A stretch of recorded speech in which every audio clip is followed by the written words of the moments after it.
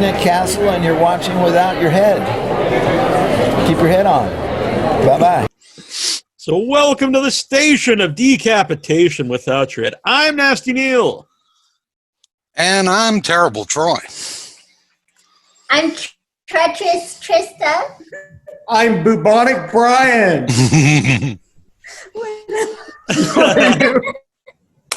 Is she for real? You're loathsome low. I'm loathsome low. Yes. That's kind of a tongue twister, I think, if you try to say that 5 times fast. You'll have to work a little harder on the identification. Take 2. No.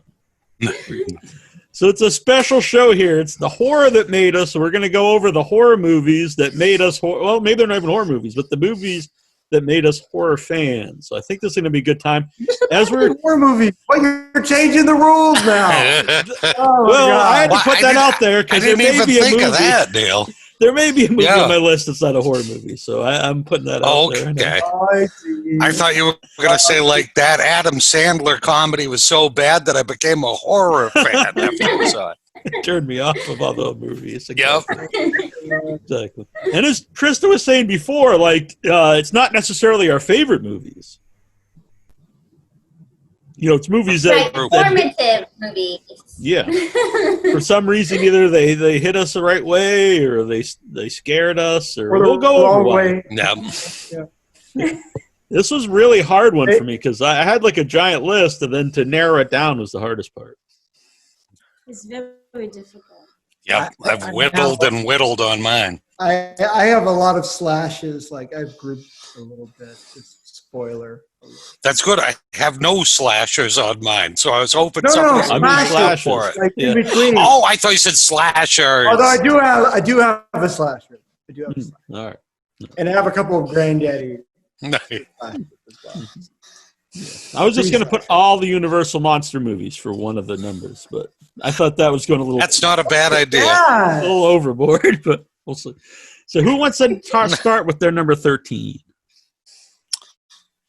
You start, Neal. You're usually the guy that kind of jumps us off. All right. Well, speaking of Universal horror, my number 13 is one of my favorite movies, especially when I was growing up. Some of the other Universal monsters later on became that I like better, but when I was a kid, the Wolfman, I absolutely loved.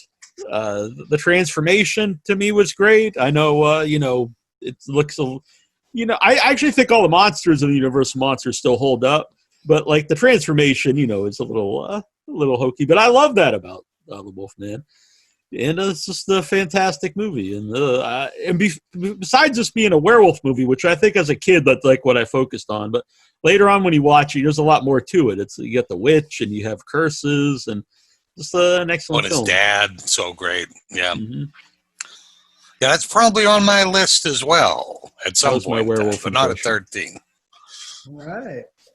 And he is here, right here. Oh, nice.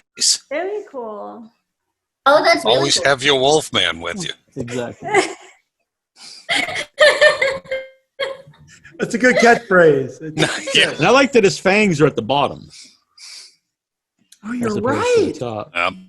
It's like an underbite. Yeah. Yeah. Which I have. Oh, you do? Yeah. Oh, wow. That's good. Whoa. Yeah.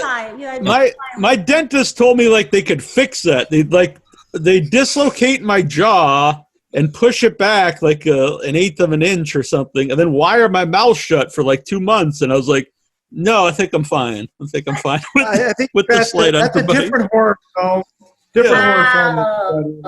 So really weird guy too, because he also told me, and I always remember this as just being very bizarre. He's like, you have a cat's tongue because it's rough like sandpaper. And I was like, I don't think that's something your dentist should be telling you. Like, I'm very uncomfortable right now, but yeah. Who is your dentist? He's Steve no Martin? longer. Yeah. Who is this dentist? Yeah. Now I think it was a lot of like creepy because he's like you have the underbite because your tongue is so big that it pushes your jaw out, and I don't know what was I probably like should a never tongue go into obsession or something. Yeah. Are you uncomfortable? It was even weird at the time, but the more I think about it, like it really is. Like I'm trying to joke, but it's very strange conversation. I like his "fix it" line. That's good. It's like, Yeah.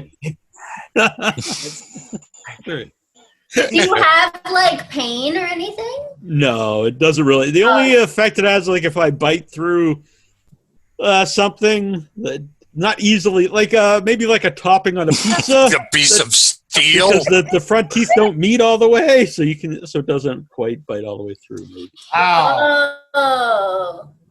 Besides that, it's fine. So we're doing our top 13 dental horror movies. That is why people What are we tune doing? into the What are we doing, show. Neal? They're like, I want to hear about Neal's oral hygiene. I care. Well, thank you. I appreciate that, Trista. Yeah, you're welcome. Very good. She's a very good actress, as you can see.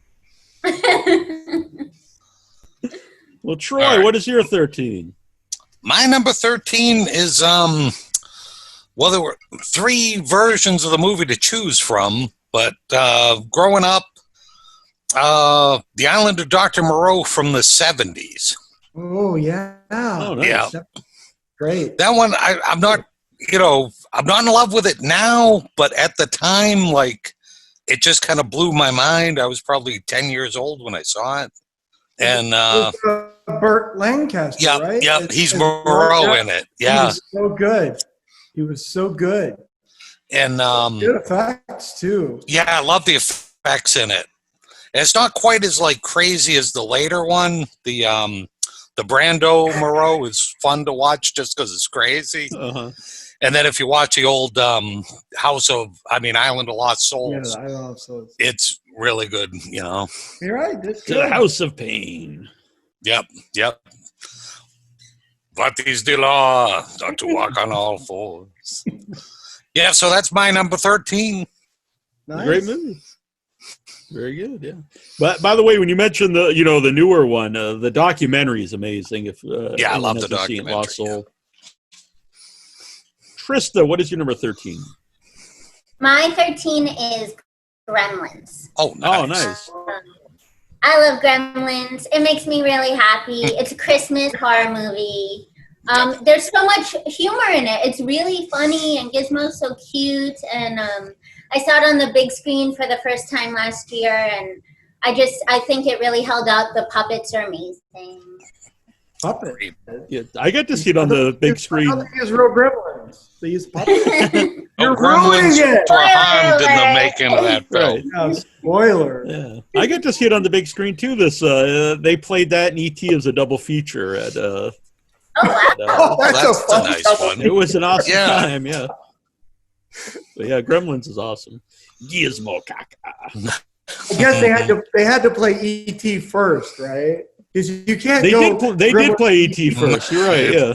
Yeah, 'cause if you did Gremlins to E.T., you'd just be waiting for E.T. to go crazy. Yeah, he's pretty dull at it, E.T. Right. Now I think about it, that probably should have been on my list too, because that's one of my favorites. Because I love weird monsters, and it's a good combination of a monster movie and a fun movie. Oh, yeah. Yeah. So bubonic one. Bunny. Okay. This is like a double slash here. All Okay, right. first of all, it's House of Frankenstein, but not the House of Frankenstein you're thinking of. It's the House of Frankenstein I did when I was 10 years old, where I had wow. my friends playing Frankenstein, vampire. I was Dr. Jekyll, Mr. Hyde. Nice. My dad shot it. My dad shot it on a VHS camera, gigantic VHS camera. So that was very formative for me, because my dad was That's a very also nice the one story. who gave me my. Yeah, that is a good story. He also gave me my first memory by my dad by putting a skeleton in my bed when I was 3 years old. So my dad was kind of very formative in that way. And to put a real movie here with this, Return of the Aliens, The Deadly Spawn, which is not a sequel, actually. It's just they decided to title it that just so people would be confused that maybe it was a sequel. And the glorious You guys know this movie? Yeah, I Deadly actually Spawn? have the VHS.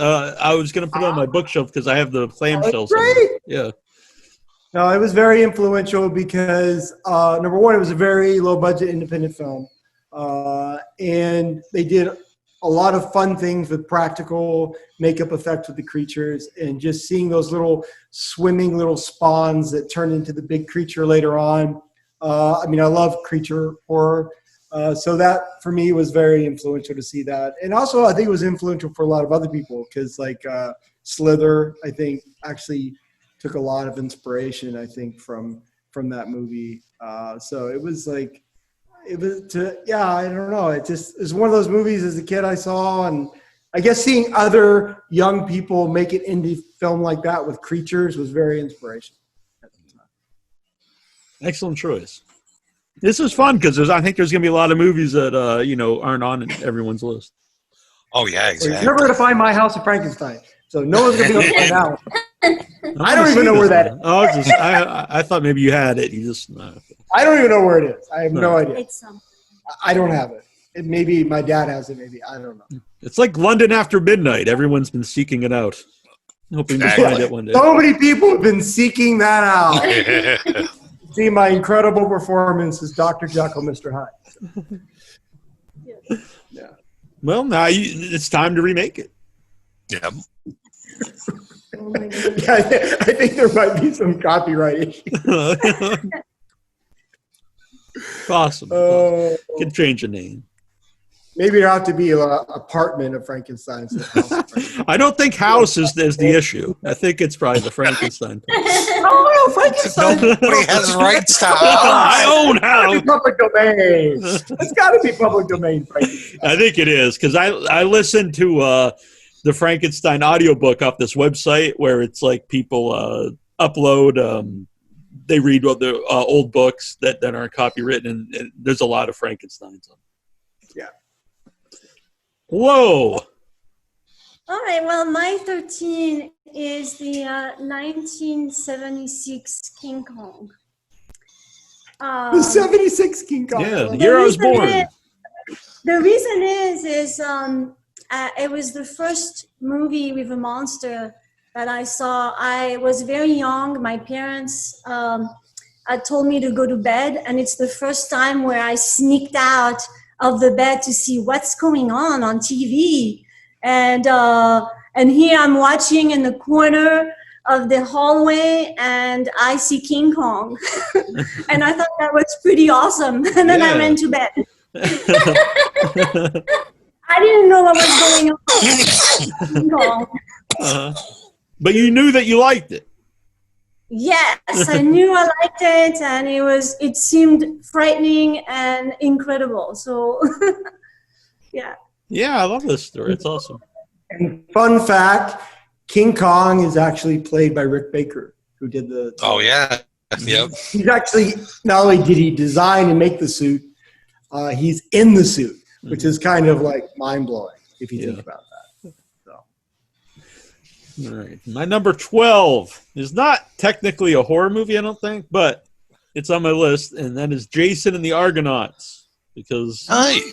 the skeleton scene is to me the best skeleton scene of all time, and I love stop motion, and that's the movie I think that another one making my list a little bit later that really got me into that.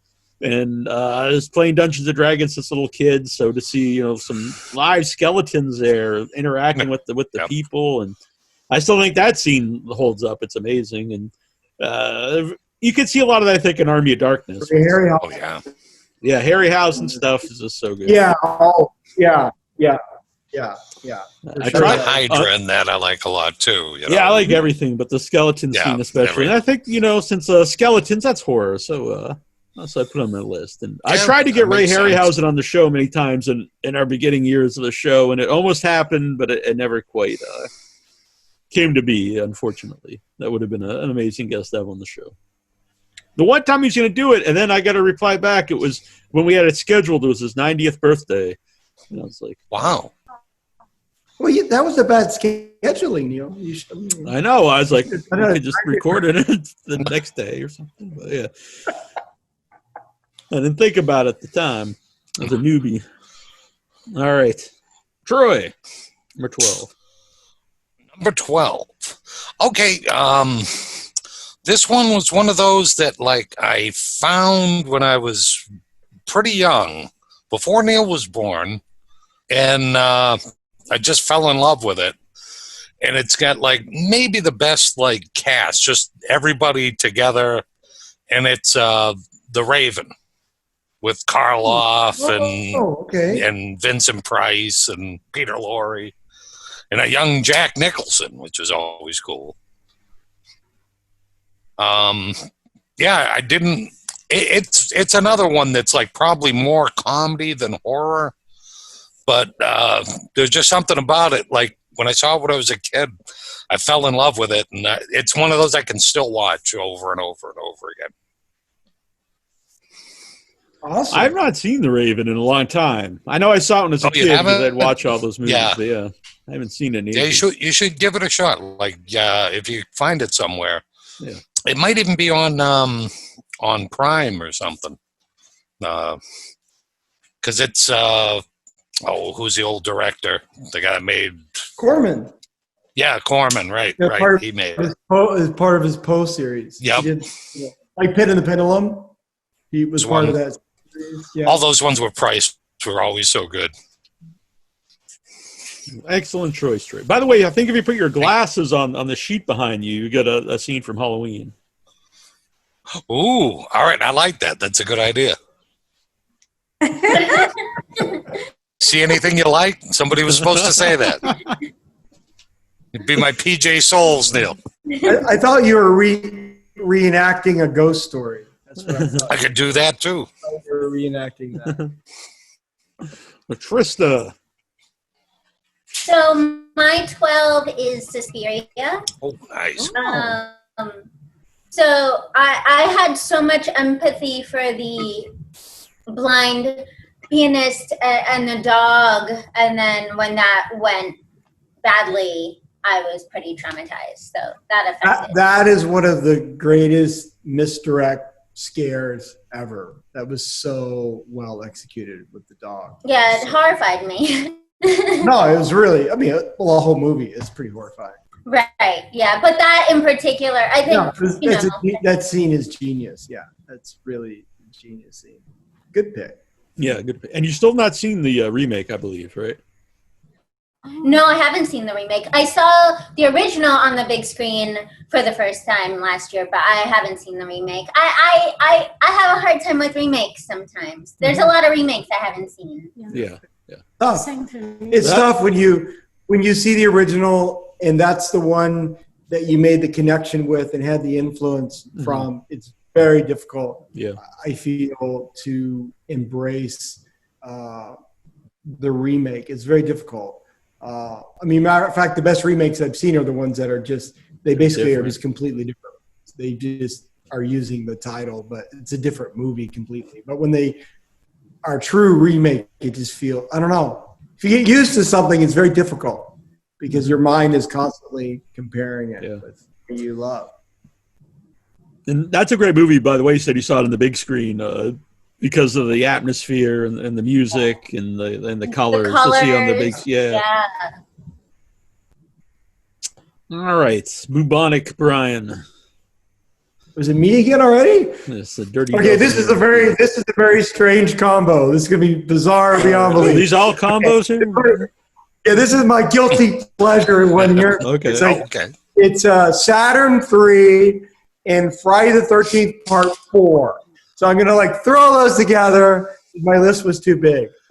Saturn 3. Got like the drive-in thing where you got the double feature happening. I saw Saturn 3 on HBO at my cousin's house, and I wasn't supposed to be seeing it. I was very young, and seeing Hector, seeing that robot going through that facility. It's just that robot just freaked me out. And of course, you have Harvey Keitel dubbed, which I didn't know at the time was dubbed, but made him even freakier, his performance having his voice dubbed, and great lines like "no taction contact," which is just an amazing film. And Friday the 13th Part 4, my favorite Friday the 13th. It's mine as well, actually. Well, cool. I love Savini's effects in it. Zito directed it. I love The Prowler as well. So he came off The Prowler and did it.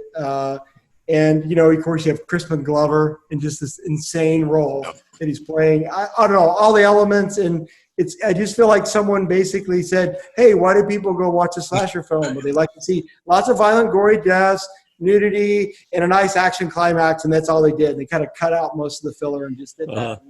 I don't know. Like, for me, it's like a guilty pleasure kind of movie. I think it's the best one too, and like you said about the ending. I always think that's the best part of the Friday 13th is when they go around and they find all the dead bodies, and then it really is a long section of the movie. I mean, the movie, I think, compared to all the other Friday the 13th, if you look at all the death and murder and set pieces they do in it, it's like I think it's like 2 or 3 times as much as the usual Friday the 13th. It's pretty interesting. Yeah, and it's actually, I think, a pretty good movie, comparatively. They did that one, the final chapter. They did that one, the final chapter, and they never did another Friday the 13th film ever, which is great. It's great to stop like that. Part 4. Yes, yeah. Before you jump the shark. No more. It's great. It was bold. Yeah. I won't talk about Part 5 in case it makes someone's list. What? Whoa, I don't know. It could be. Whoa, what is your 12? So my 12 is a French movie. I wouldn't say it's really horror, but the content of it had horrific consequences when I was young. And I have to preface that I was in France and... You're French? We're learning all kinds of things today. Anyway, so let me just say, so my 12th is in English, it's called One Deadly Summer. It's a 1983 movie called, in French, L'été meurtrier. It's with Isabelle Adjani, where it's very strange. It's an erotic, violent, vengeance, and madness in the movie. And for me, it was psychologically disturbing because you had the combination of this like beautiful girl and there was rape involved and this whole thing. The movie was actually in the UK, it was X-rated. There's no X-rated like porno in it at all. It was just because of the themes were just so strong. But in the UK, it was that. And then when I went to see it, I actually saw it in the theater, and it was you had to be over 13. So anyway, so this was kind of like a big into like, oh my gosh, this is horrific, and but it got me interested into that, and it got me interested into the horror of real life. Mm-hmm. Yeah, I've not seen that movie. I'd like to check it out. Check it out. No, it's good. If you've seen Isabelle Adjani, she's amazing in it. It was like a movie that got it got a lot of awards actually at the time. And what's interesting, even though it was censored in the UK, it was you could see it for all public. There was they say there was no restriction. I remember it was you had to be 13. It had the circle. But somehow anyone could see it, which is actually interesting at the time in the culture in France that people were open to all this. So that's my 12. Nice, yeah. Nice. I bet you that's on no one else's list. That is an great exclusive, a loathsome exclusive. I think is a little strange because of the fact that I have good. this.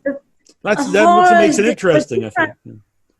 Well, horror was totally different in France when I grew up, and horror was seen kind of badly. So I was brought to horror in very different ways, and so that's different. Yeah. All right, my number 11. Even though I liked the movie, what really affected me was actually just the visuals of it in the monster magazines, and it really made me want to see it. And it's still like some of the scariest visuals, like the little kids knock on the window, and that's Salem's Lot, the original miniseries, which again I have here. I've got a big candle. The original, get the VHS tape. Oh, cool. But yeah, No, I still like the movie, but when I was a kid, just seeing the visuals in the monster magazines, like that really scared me, and it made me want to watch it and watch horror movies. So definitely Salem's Lot's on the list, and it's still a good movie.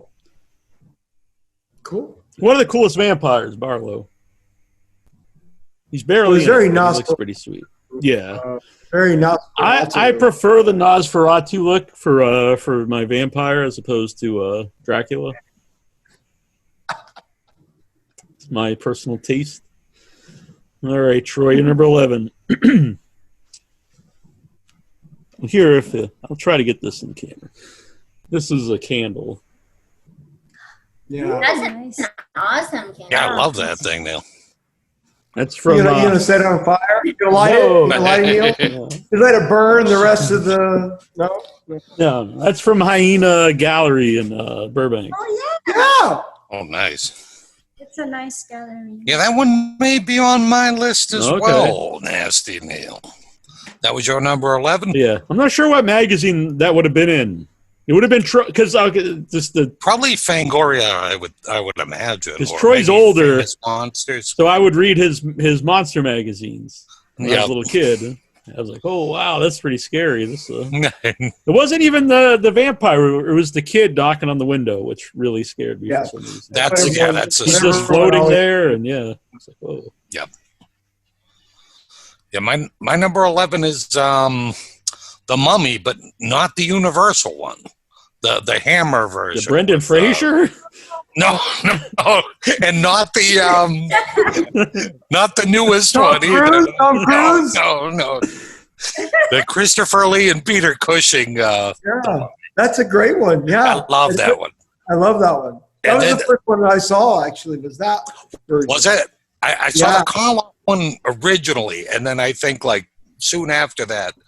But the Hammer one just kind of blew my mind. I don't know why. Maybe I think it was the scene when they cut his tongue out, when they cut Christopher Lee's tongue out. Just really bothered me when I was a kid. I was like, wow. And just Christopher Lee makes a great mummy. He's, big, imposing guy, and just looks cool as the mummy. And then Peter Cushing's like always the best foil, anytime. So, yeah, that's my number 11. That's a great one. Can't go wrong with the Mummy. No. Here. You had the Mummy up there too. Which one is But that? not Troy's Mummy though. Yeah. That's No. All right. You got the- It's still cool though. It is. So you guys don't have the same Mummy. I will- We should have tried to get our mom on the show. That would have been interesting. See what That's horror true. movies would have made her list. Oh, that would have been very interesting. Yeah. I've tried to get her on the show for years. It's not worked out, but maybe one of these days. It's a She's scheduling shy. thing. Now that You keep Trista's here. scheduling it on her birthday, right? On her birthday. Yeah, October 4th. To come on your show. Your mom's birthday is October 4th? Yeah. That's my birthday. Oh, Is it it is really? really awesome. Okay, Yeah. this is the year. This is the year. Bring her on with Tristan. Yep. There you go. Yeah, it's meant to be. I think. Yeah. Mm-hmm. That's so Special funny. birthday. Right. Well, two very cool people have their birthday on October 4th. Oh, yeah. And Tristan, my mom too. Brian. Let's see here. We're going to fall off in any sort of order here for me. It was very difficult, but one of the influential ones I saw definitely was Alfred Hitchcock's Psycho. And I think for a lot of reasons, obviously there's the shower scene and the staircase scene, Anthony Perkins' amazing performance, and also the very fact that having a main character or who you think is going to be the main character die, and then of course Hitchcock's use of suspense and you not realizing when things are going to happen and building to it was like so impeccably well done, and the camera angles and the shots and the editing. So it just like really left an impression. And what was really interesting for me was it was still really effective for me, even though I knew, because at that point everyone kind of knew that, Anthony Perkins was playing the killer. So I was watching the movie, and I'm like, wait a minute, I thought Anthony Perkins was the killer. It's his mother. And then, of course, you realize, like, oh, he must be his mother. So even knowing, like, the big, giant twist, the movie still really worked well. But I can only imagine being in a theater, watching that movie, not knowing the twist, what an experience that must have been to see. Yeah, because like myself, I would have known all about that by the time I saw it, but Right. it's definitely on my list too. But I always loved Psycho, and it's probably the first like serious horror movie that I really liked, as opposed to like just a monster movie or something kind of silly. And it's kind of obviously was hugely influenced to the slashers that were to come. Obviously, like not a slasher, obviously, but obviously there's some very key elements of it that would become like slasher tropes down the line. So it's almost like, I think, a granddaddy in a weird way to slasher films. I agree. All right, Flo. Excellent choice. My 11th one is it's another French movie by Jean Cocteau called La Belle et la Bête, Beauty and the Beast. It's the black and white, French version. But what really affected me, because the movie has different feeling to it, but what really affected me was once we were in the castle and that gothic feel and the lighting was so striking with the black and white and this high contrast. And then when the beast is like looking for her and the suspense as she's about to be like, there's all this tension going on, and I just at the visual elements, and I just loved it. And this was a big influence visually for me, and also the feeling of fear through suspense. I love that part in that movie. Still think that's the best looking beast too. I love his look in that. And Jean Marais, who plays the beast, I mean, he's such an amazing actor. His voice in France, everyone in France reacted to his voice. It's just, there's something about him that was really, really good. Even if you haven't seen it, I think you I've will not seen that recognize version. Look at the beast and some other key shots. I think everyone's seen that somewhere. Yeah. So, I think a very Cool. influential movie for a lot of people. Is it? Yeah, for other filmmakers, I think so. For sure. I know I was scared, actually. And those songs. Oh, Be that's my guest, be my guest. well, no. Try the gray stuff, it's delicious. Don't believe me, ask the dishes. I was like, Yeah, Come on, Neal, break into a Cogsworth song. Come on. This is one I'm not really up on the lyrics. All right. So I can't- The makeup actually, since you like the Wolfman, I think you find the makeup of the Beast very interesting. okay, It's very very cool. Yeah, the I've not Beast seen looks this so good in that one. It's my favorite look of the Beast. I will check that out. Well, my number 10 is a vastly different movie. Did we And, get Trista's 11? yeah, we just did 11. Oh, okay. Yeah, we did Oh, Trista. wait. Did we? No, I I didn't- didn't say my 11. Yeah, You didn't? I Oh, thought I didn't think so. Yeah. she was trying to sneak that one I'm past sorry. us. I must have skipped. Thank you, Trey. Hey. I feel bad Um, now. No, don't feel bad. My 11 is a remake. After I said I don't like remakes, but I hadn't seen the original when I saw the remake. So it's something I mentioned yesterday on the show with you is with Scorsese's Cape Fear. Oh. So yeah, something about like De Niro, the way he was preying on Juliette Lewis really freaked me out and affected me in a huge way. Mm-hmm. I love that movie. And something I didn't get to say yesterday because we went to something else was I always think that's a movie that's overlooked when people talk about like the best remakes, because I think that's one of the better remakes of, people talk about a lot of that might make people's some of The Fly and stuff, but I think I don't say it's better or anything, but I think it's a great movie.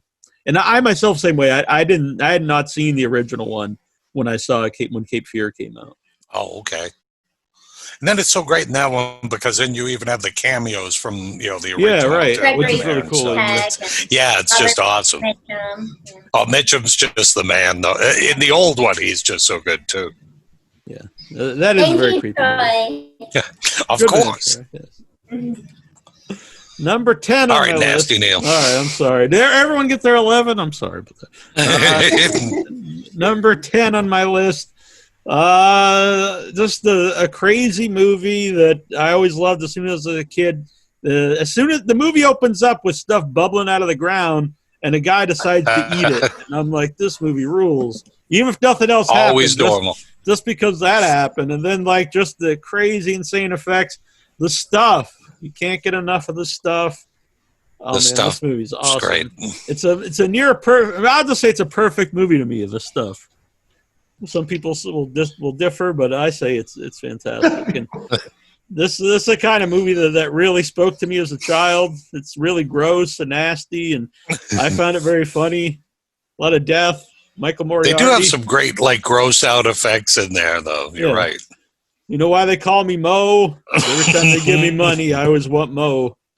It's a really stupid line, and I absolutely love it. So the stuff is on my list, and it is back here. It's on this hand-painted hat of mine that has all my favorite monsters. Everything back there. I know. And so, You got too many props, Neal. You're just like, and speaking of that, right. Wow. speaking of the blob, I just happen to have this giant thing of slime behind me. The cereal monsters did not make my list, though. So there will not be Boo Berry on my most influential monster list. Though he's pretty See, sweet. now that I know that, now I'm starting to look at the things behind you on your shelf. Maybe I just looked. I came down here. I'm like, oh, I got this here. I'll put that on the list. You're like, oh, look at these 13 things. Boom. There it is. Takes up all kinds of critters. No spoilers. Oh, sorry. I just saw Farmer Vincent back there. Oh. So, Well, there is number a 10? reason why a lot of these are back here to begin with. But yes, number 10.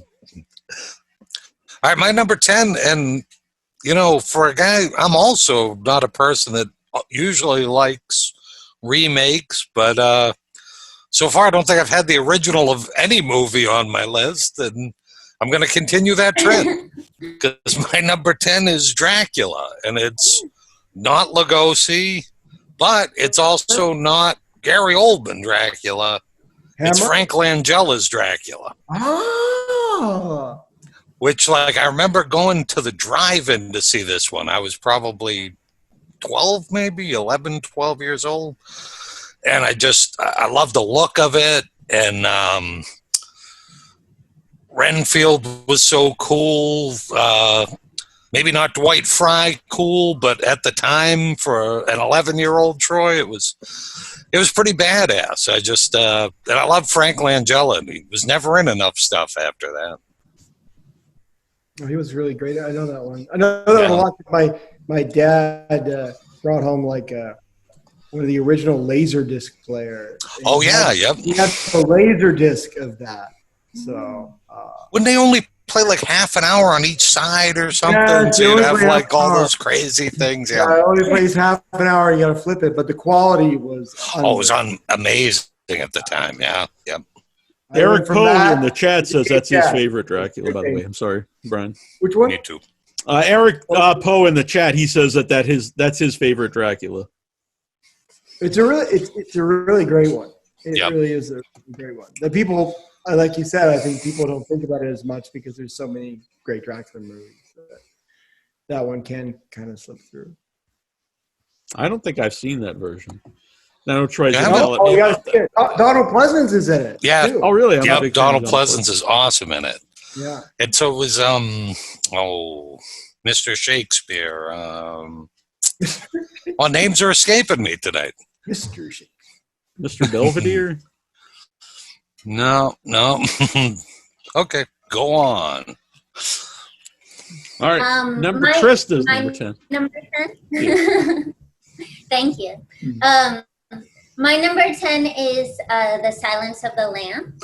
Oh, nice. And For me, that was really special because I felt like Jodie Foster wasn't a scream queen, and I love scream queens, but I really felt like that role could have been, like that protagonist role could have been a man, and I thought it was interesting to see a woman play a role that wasn't necessarily written as a woman, you know? I thought that was very interesting. She was just the protagonist of the film, and it's just an amazing film.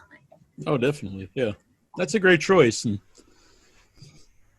would that be influential to you wanting to be an actor and you know and take on strong female roles?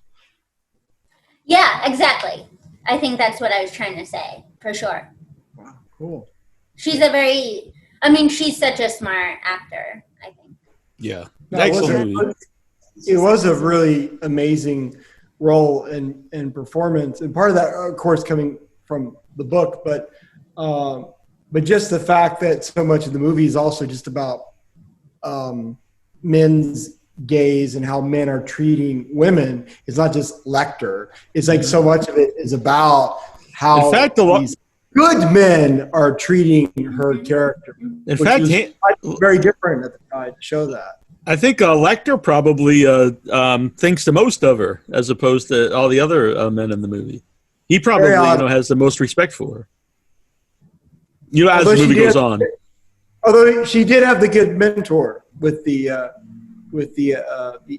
FBI agent. Yeah, but you know, part of that is like he sends in someone that's just going to set him off, like because he won't expect like this rookie in there. So I don't know. I think there's something about Lecter having the most respect for her. Well, definitely he does.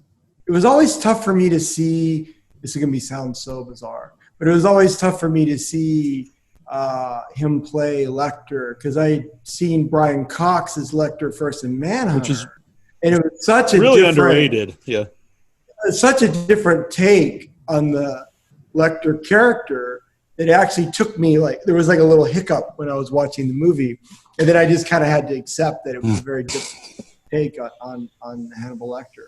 So Brian Cox's Hannibal Lecter is also fantastic. I agree. I think that's a really everything movie. about Manhunter is really good. Yeah, I mean, I think Cox's performance, actually, in a weird way, is more realistic. It's not as showy, it is not as fun for sure, but I do think there's a element of very creepy realism in Brian Cox's performance. Oh yeah. And who's the other villain in that? Because it's a great. I think it's the best version of him. You know, either in movies or the TV show. I can't remember his name. He's so good. You know, he from was Red the Dragon. Frankenstein monster in. What's even the name of the character though? You know, from Red Dragon. Yep. I can't believe I'm blanking. I can't remember either. They give him a letter, don't they? Because when they're talking to the character, or do you mean like?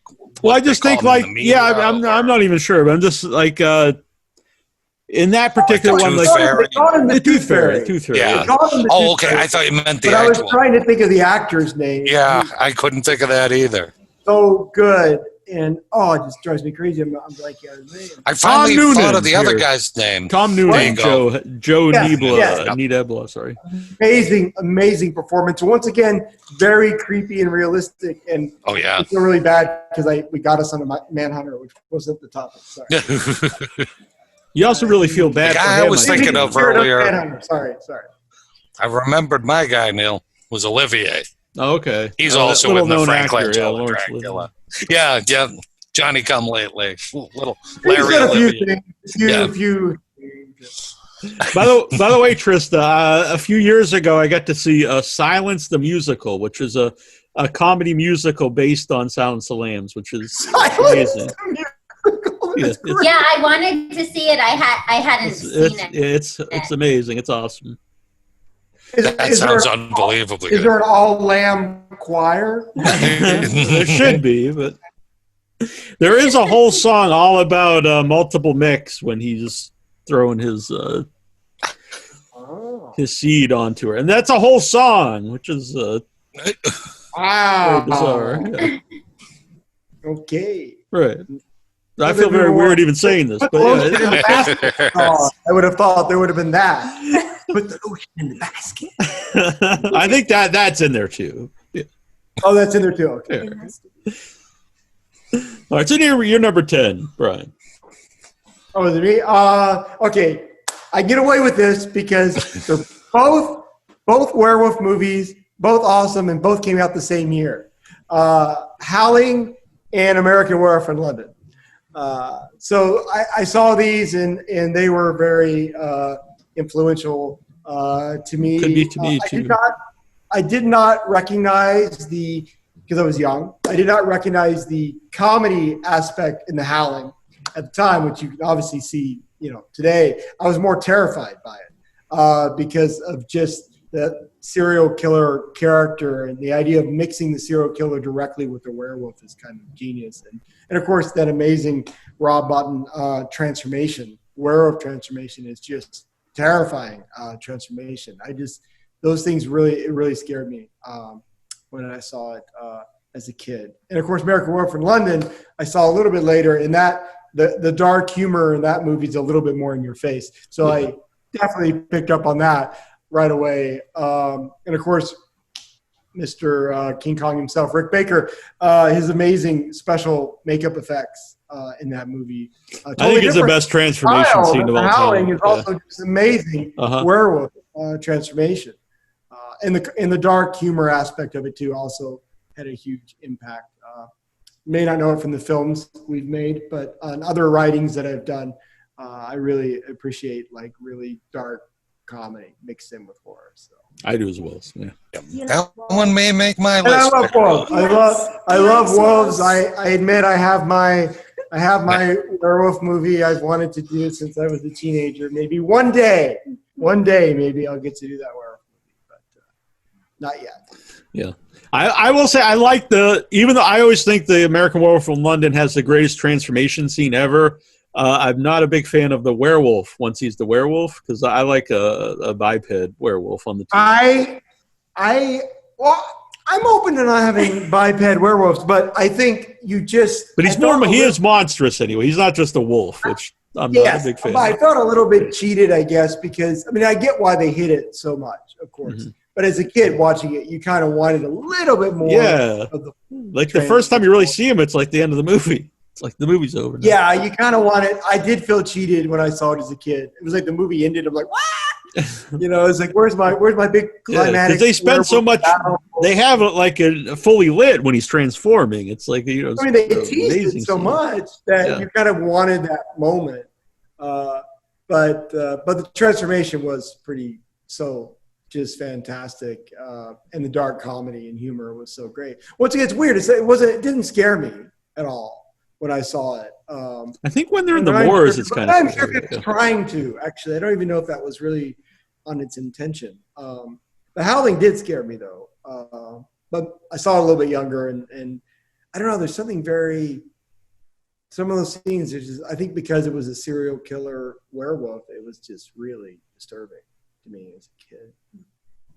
I think Wolfen also came out of the same year, so there would have been 3. It's not necessarily a werewolf movie, but what did Wolfen the same year? I think so. Yeah. Interesting. Could be wrong, but I'm pretty sure it was the same year. Hello. Hey, so my number 10 is Stanley Kubrick's movie that left me really disturbed. That I saw in France, and it was an X-rated movie in France. I was below age of 18, and someone sneaked me in. And it's A Clockwork Orange. Oh, yeah. And I thought the violence and madness, and also the fear of gangs, and was just terrifying to me. It was just so terrifying. So it's a big influence in how I just wanted to know more about, the psychology of horror in this type situation where it could be happening.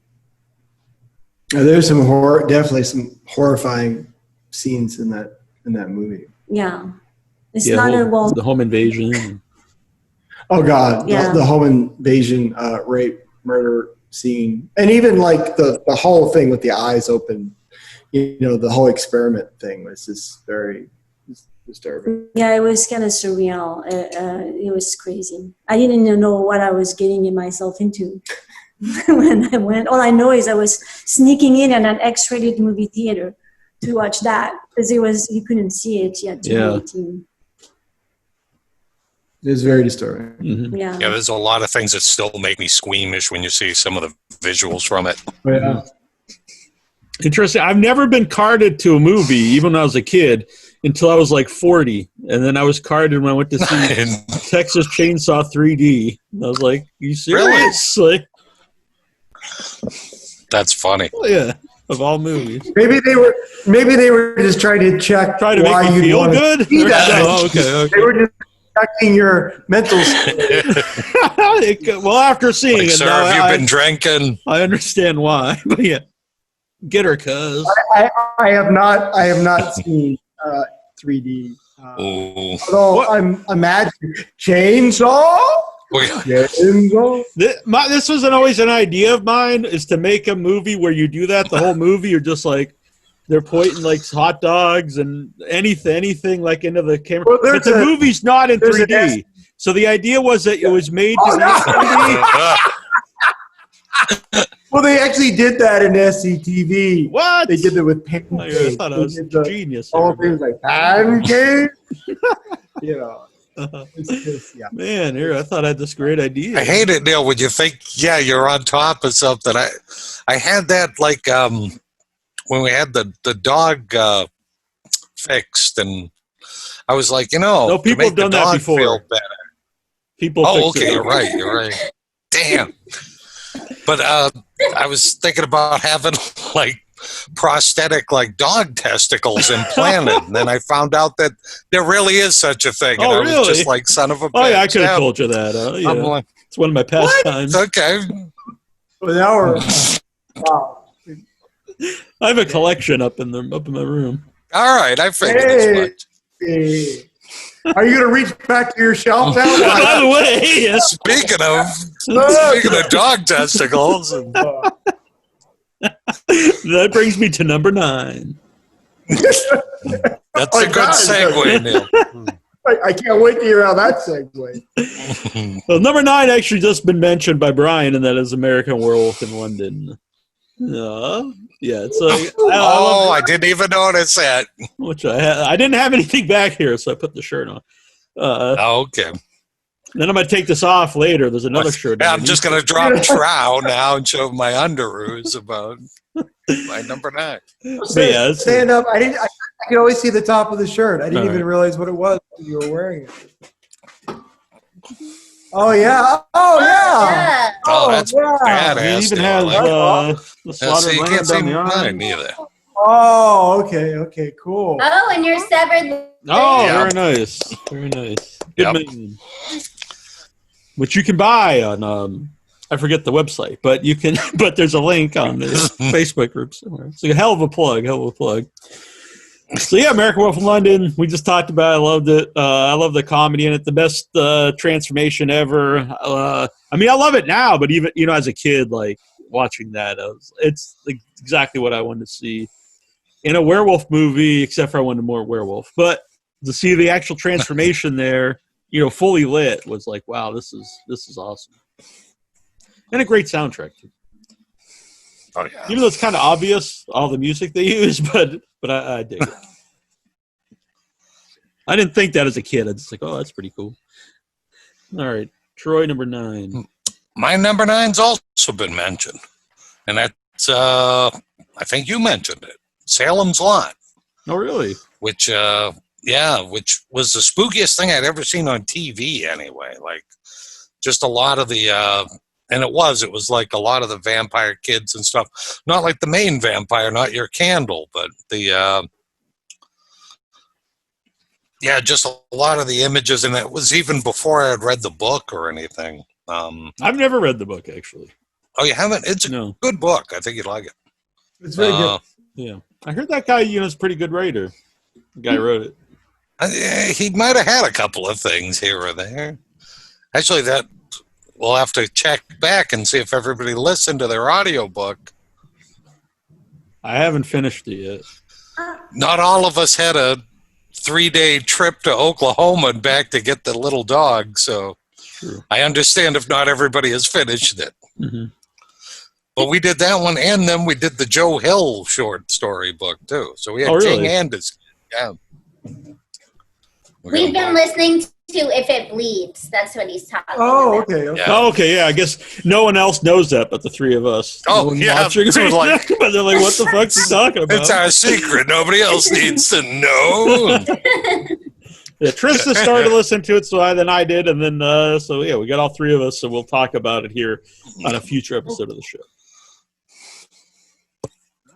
And of course, Troy was the last one to start, and he finished it first. Yeah, but like I said, I had a long road trip. We had 3 days there and 3 days back. Yeah, I'm just lazy, a lazy listener. Well, you walk 700 I do, but miles sometimes a I day. take a You're break not from really- listening to the audiobook because I have to pay attention. And if I know, All right, so you don't get hit by a yeah, car. anyone or who bitten talks by to a me knows werewolf or I something. sometimes my attention can be all over the place, and I'll be talking about multiple things at one time, which Trista's nodding is very true. All right, very good number 9, by the way. Number 9 Yes, for that was Trista. my number 9. My number 9 is The Exorcist, Oh, nice. which I kind of feel like should be higher on my list. I move my list around a lot, but in the like span of my life when I saw things and when they impacted me, The Exorcist fits at number 9. I guess it's tough, guys, but I just think it's an amazing movie, not just obviously an amazing horror movie. Agreed. And I hadn't seen anything. I hadn't seen like a dirty, scary little girl like that before. Oh, yeah. Yeah. And I that don't was hard. I don't want to touch him, sorry, but I don't think that's ever been topped as far as exorcism movies. I always think it's hard to ever do a close. killer shark movie because nothing ever lives up to Jaws, and it's hard to do an Exorcist movie because nothing lives up to the Exorcist. There's some that are good, but I'm just saying it's hard to beat that. But like you said, like a dirty movie, like, because she's really nasty in it, and I always think it's a great portrayal of the devil because he is very vile in the movie. Even though he has some funny lines, like he's not something that you'd watch and like, oh, this guy's cool, or you know what I mean. Everything about him is vulgar. Great. And then Dick Smith's makeup work, Oh, yeah. which is so influential to probably all the makeup effects artists who we're talking about today. I mean, Dick Smith was so influential to all of them. Amazing work, including the aging of The Exorcist, making him look so much older. Mm-hmm. I think people don't even realize it now because eventually he did reach, he did age. But I mean, he was actually pretty young when he was in The Exorcist. He aged him to be, have that older look. Amazing job. Yeah, this is an awesome movie. Excellent pick. Probably one of the most influential just horror movies. Brian, number 9. Number 9. Once again, like Trista's saying, it's like when you see things and how it influences you and stuff. But I want my cake. Creep Show for me was like. Bedelia, you bitch! You promised me a cake. I just had so much fun watching that. I mean, this is during the era where my friend Mark Lee Fletcher would smuggle in VHS tapes, copies. Sorry, I had to pirate because I couldn't actually be allowed to rent them. So those were like he would make copies and come to my house, and he still works with us on the movies even till today. But he would like brought that over on VHS, and so many great stories. One of my favorite anthology movies. Once again, that dark comedy aspect to it. Romero did an amazing job. Savini's great effects. Fluffy was in particular, like I thought was one of my favorite segments of it. The little creature in the crate, I thought was incredibly. I agree. That's amazing. So yeah, that was a lot of fun. I enjoyed Creepshow. Tell it to call you Billy. It didn't lead to more at the time Creepshows. So in my brain, it was a very successful movie, but it wasn't apparently. Right. In my head, it was very successful. $200 for a broken meteor? I wouldn't give you 2 cents. Well, you're right, Stephen King in that. Jordy Verrill. And even though it's such a silly story, when I saw it, it was still so disturbing how that story. It's sad. Yeah, very disturbing ending to something you're like yucking it up, and you're like, oh. It's like, oh. I could hold my breath for a long time. Lo, by the way, I saw that before the Naked Gun movies. Yes, exactly. It would not be the same. Mike here in the chat wants to know, is that a Phantaspoa shirt? I'm not sure how you pronounce it. Yes. Excellent. Well, Mike, you're correct. Mike McCutcheon. You won yourself a prize, a virtual pat on the back. Very, very well done. As Echoes of Fear played there last year. So, very cool. Brian went. I got to go. Lo was working as usual. And also Dark Remains, our third film, also played at Phantaspoa. So it's an amazing festival, which right now they need everyone's help a little bit because the government cut their funding. So, and festivals overseas are more government funded as opposed to festivals here. So they need support so they can keep going because they are just select amazing movies around the world and play them there. It's a great festival. By the way, Echoes of Fear, for everyone out there, it's on Amazon Prime now. So if you haven't seen it yet, you have no excuse. Like, I guess if you don't have Amazon Prime, you have excuse. But go and watch it on Amazon Prime. In the United States, it's on Prime. And even if you don't have Prime, you can still sign up for a free 30-day trial. There you go. So you can still see it. And Dark Remains is still on Amazon Prime. So you actually can see 2 of our films on Prime. Very cool. And we'll get, if you watch both of them, I think we'll see 6 Sense. So that's great. So not the movie, but the You'll see the 6th Sense if you. 6 Sense. I know, really, I love for people to see it. So I know it's like, it's a high risk proposition if you don't know a movie to pay to see it. But maybe you'll watch it and love it, and then get the Blu-ray because it's loaded with extras, 80 minutes. Of exclusive extras on the Blu-ray. So awesome. If you like it, get the Blu-ray and add it to your collection and watch the extras. Yeah. AJ It's cool that they noticed. I think it's pretty awesome. Yeah, it's sweet. Yeah, AJ, I don't know if it's Zyla or Zilla. AJ, you want to hear? He says he saw it today and he loved it with many O's and loved. Oh, and, very good. Craig Lindbergh, makeup artist. I'm sorry, go on. Oh, I was just saying thank you for watching it. Yeah. Cool. Awesome. Thanks. I'm glad you liked it. Thanks. Leave a review. Review. Yeah. Type greatest movie. That's actually how I do type. I'm a 2-finger type. Yep. I don't necessarily go like this, but I do 2. Dear Internet, I'm so disappointed. And Craig Lindbergh, he says American Werewolf in London was the launching pad of so many makeup artists too. He himself is a makeup artist. Yeah, that's great. I think so for sure. Hello, what is your number 9? I think we're 9. My number 9 is another French movie. I'm sorry, I have a lot of French movies, but it's a movie in English called With a Friend Like Harry. Harry, un ami qui vous vaut du bien.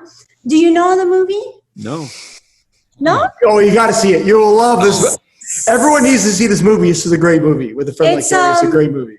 Really good. It's a movie. It's a psychological horror movie, and it's basically these people go on vacation and they run into a guy who claims that he's his good friend from school a long time ago, and and somehow he's a killer. And anyway, I don't want to ruin it, but the movie had a great impact in wanting to watch a lot more horror movies in the psychological realm. I just thought. I don't know. I loved it. No, it's an amazing movie. It also has a lot of dark humor in it.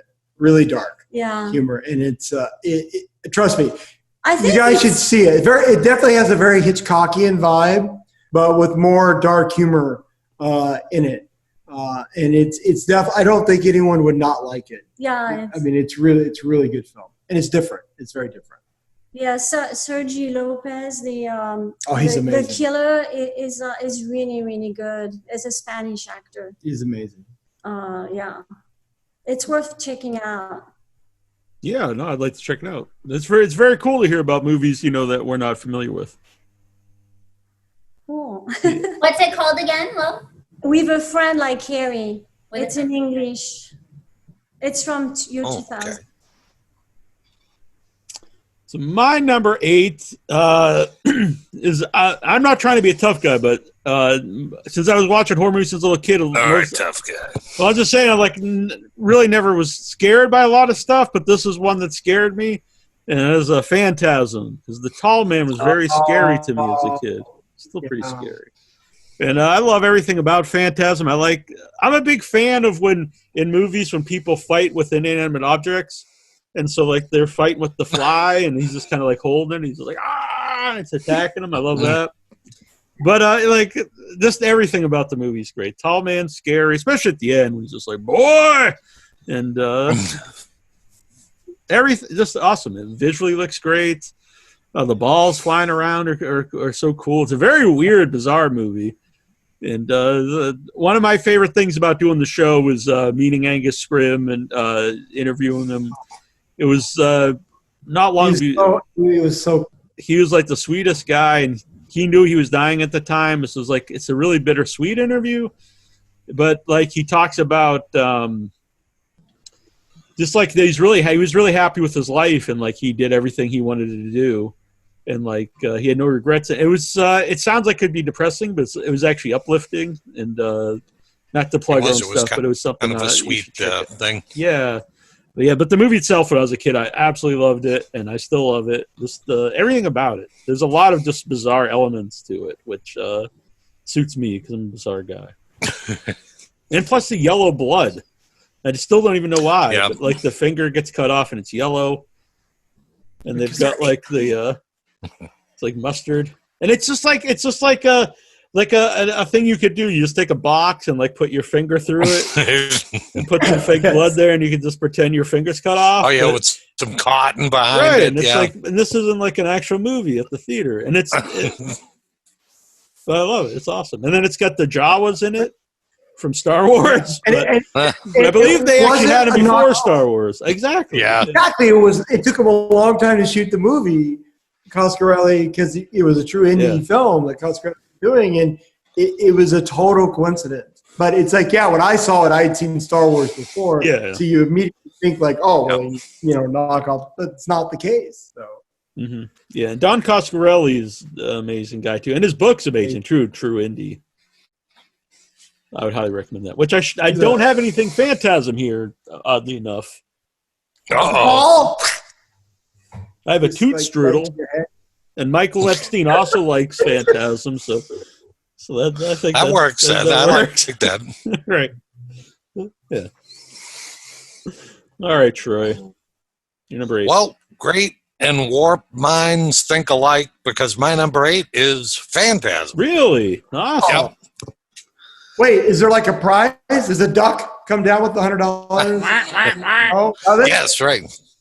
Guess a secret word and win a prize. Oh, I need the prize wheel. I know. I know, that's true. You're going to be bringing it back. But for a lot of the same reasons that you mentioned, Neal, Phantasm especially the tall man, he just freaked me out. And Reggie Bannister, too. Reggie's so good. He's one of the few heroes that's in all the whole franchise. That's true. He's like Ash Williams or whatever. And nothing against Reggie, but he doesn't necessarily look like he'd be a hero of a movie, which I like. Yeah, and he's an ice cream man. Yeah. Yeah, I mean, there's so many interesting original elements. And for really no reason in the movie, he just plays a whole song on his guitar in this really long scene. He's like, I'll be in your movie, but I got to play my guitar. Yeah. All right, go ahead. But yeah, Phantasm, number 8. Mm-hmm. Yeah, I love it. It's very weird. Very 70s. No. Number 8 for you, Trista. My number 8 is They Live. Oh, excellent. no, One of my favorites. Troy. Troy, you still with us? He might have just went off. I love They Live so much, and as an adult, it appeals to me in such a different way than as a kid. But as a kid, it's so much fun to watch, of course. It is. And as you know, like I was the kind of kid that was really into pro wrestling, so As myself. Yeah. Rowdy Piper was really cool. He is. And He's the only wrestler I ever had a poster of on my wall. Oh, really? And I actually did a horror movie with his daughter, Ariel Teal Toombs, which was funny. But the film itself, like as an adult, I think it really says a lot about commercialism and things that I care about. You know, it's a very important film. I think it was before its time, but as a kid, it's just so cool to see when he puts the sunglasses on everyone's different, and that big fight scene in the alley. And it's super long and it's awesome, and they're doing like back suplexes and yeah. Cool, I love that movie so much. I do too, and it's one of the greatest lines of all time. I came here to chew bubble gum and kick ass, and I'm all out of bubble gum. I mean, you can't get a better line than that. And I think it does what a genre movie should do, because you can watch it and just have fun with it and just enjoy it as a movie. But there's also a lot there underneath that's that has a lot of social commentary. Yeah, those are my favorite kinds of films, really. I think that's an excellent choice. I'm surprised I actually don't have it on my list, because that's one of my favorite movies. And great, excellent. Hopefully, I'm hoping since they show Troy's picture here, I assume he's like around. I think if he just totally was gone, like there wouldn't be anything. Maybe something happened. He's turned himself into a square. He's totally square, man. He's within a box. Mm-hmm. Well, hopefully he returns. But that was an excellent number 8. Number 8 for you, Brian. Also, by the way, Roddy Piper, I think, is the best wrestler turned actor. I think his best performance. Okay. I know Rock has done pretty well for himself, I think. So I hear. But I personally like Roddy Piper's performance the best. He was really good at it. Him and Andre the Giant in Princess Bride. But. All right, Brian. Sorry. It's my foolishness. Well, my next one is, once again, because of influential, is another George Romero movie, and that's Martin, which was maybe one of his lesser known movies, but basically it involved a teenager who believed he was a vampire, or was he? But I think in the movie it kind of plays with the idea that he believes he's a vampire. So it's a psychological vampire movie. And I think it was influential for me because it showed that you could do a horror film with a small cast and like normal environments and, do something psychologically which still had violence and a fantastic element to it. I know that the syringe stuff left a very memorable impression of using the syringe as kind of the vampire bite. It was a very interesting movie. So I really, some effects by Savini again as well, which Romero used a lot. So yeah, Martin. Love That's Martin. an Great excellent choice. It's actually on my honorable mention, and I had it on my list and took it off a few times. But yeah, I love that movie. I was doing the same thing. I'm like, but I wanted to give a tip of the hat to it because what I saw was this when I was trying to make movies as a teenager at the time. It was kind of influential because it was like, look, you can do it, and your main protagonist can be a teenager. It's okay, Yeah, John Amplis, great, and like Salem's Lot. I remember seeing the images of that in the monster magazines, and the images were really creepy to me for some reason. That one shot where he has the syringe in his mouth and his hair is kind of muffed up. It's like really good. Yeah. And then the end is it's a great ending. Disturbing. Yeah. Oh yeah. And you feel bad for him, even though he's doing awful things, which I like in a villain. Sympathetic though. Lo. So my number 8 is an American movie. Oh my God! How did this happen? It's the 1983 Cujo. Oh, awesome. Oh, nice. And I was terrified when I saw it in France, even though it's an American movie. No, I saw it in France, and I remember being terrified. I loved it. I loved. I thought it was amazing. This cute dog, becoming enraged. Yeah, it's a great movie. It's a great performance too. Yeah. Oh yeah, the dog's amazing. And then they're just stuck in the car, and the teeth. I just was terrified by that movie. That's another. I've never read the book. The Stephen King book. But yeah, I was always a big fan of Cujo. Either of you? No, I haven't read the book. It's a lot different. Yeah. Is it? I think the book it's a squirrel, not a dog. Right? It's a goldfish. It's a family goldfish. And It's different. it goes over and sucks everybody to death, and it's good. All right. My number 7 is I think it's it's crazy effects, and it's the most alien of alien monsters, and that is The Thing. It's just Awesome. a great combination of just an awesome. The performances are awesome, the movie's great, and the monsters are so wild. So I would love it for any of those elements, but you put it all together, but I think as a kid, what really brought me into it are just the amazing effects in the movie. And like I said, that they're so monstrous. It's not which I like guys in just a big suit wandering around. That's cool to me. But these are like just weird things, heads with little legs, and they're running around, and just a great movie. And I have the game here. Yeah, it's an insane one. The board game. It's too heavy to Which bring down. that's Rob Bottin again from Howling, doing the makeup effects and the thing. So amazing work. Yeah, and now that's a remake too, which I didn't even know that. I don't think a lot of people even know that too. At the time, you wouldn't have known. Well, because the original is so different than the novella that it's a very different movie because they didn't really follow the novella. So it doesn't feel as much like a remake because it went back to the source material, and it's so different than the original. It doesn't feel like a remake, I think.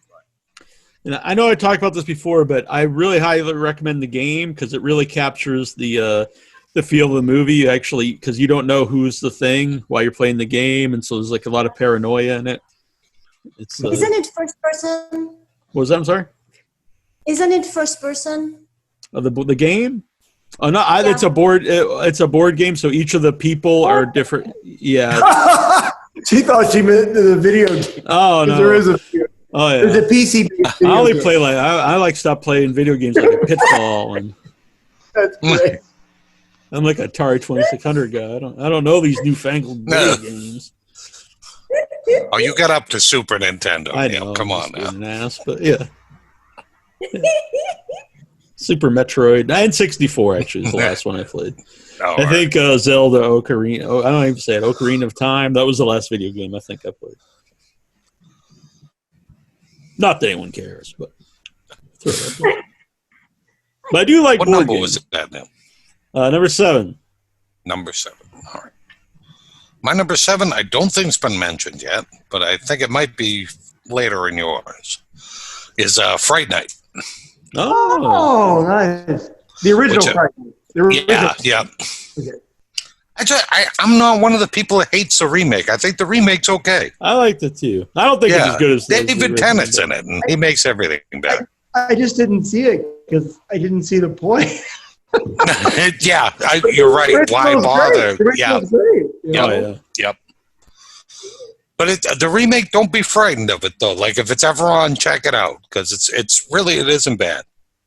But the original Fright Night just I loved how they went with like the rules of vampires, and then Evil Ed knew like how to fight the thing, and just great performances. I know we've talked about it on the show before. Like I just love the movie. It's one I've seen probably 50 times. I can watch it all the time. it was such brilliant casting with Roddy McDowell. Oh yeah. Late night horror host. I mean, that was so Yep. brilliant.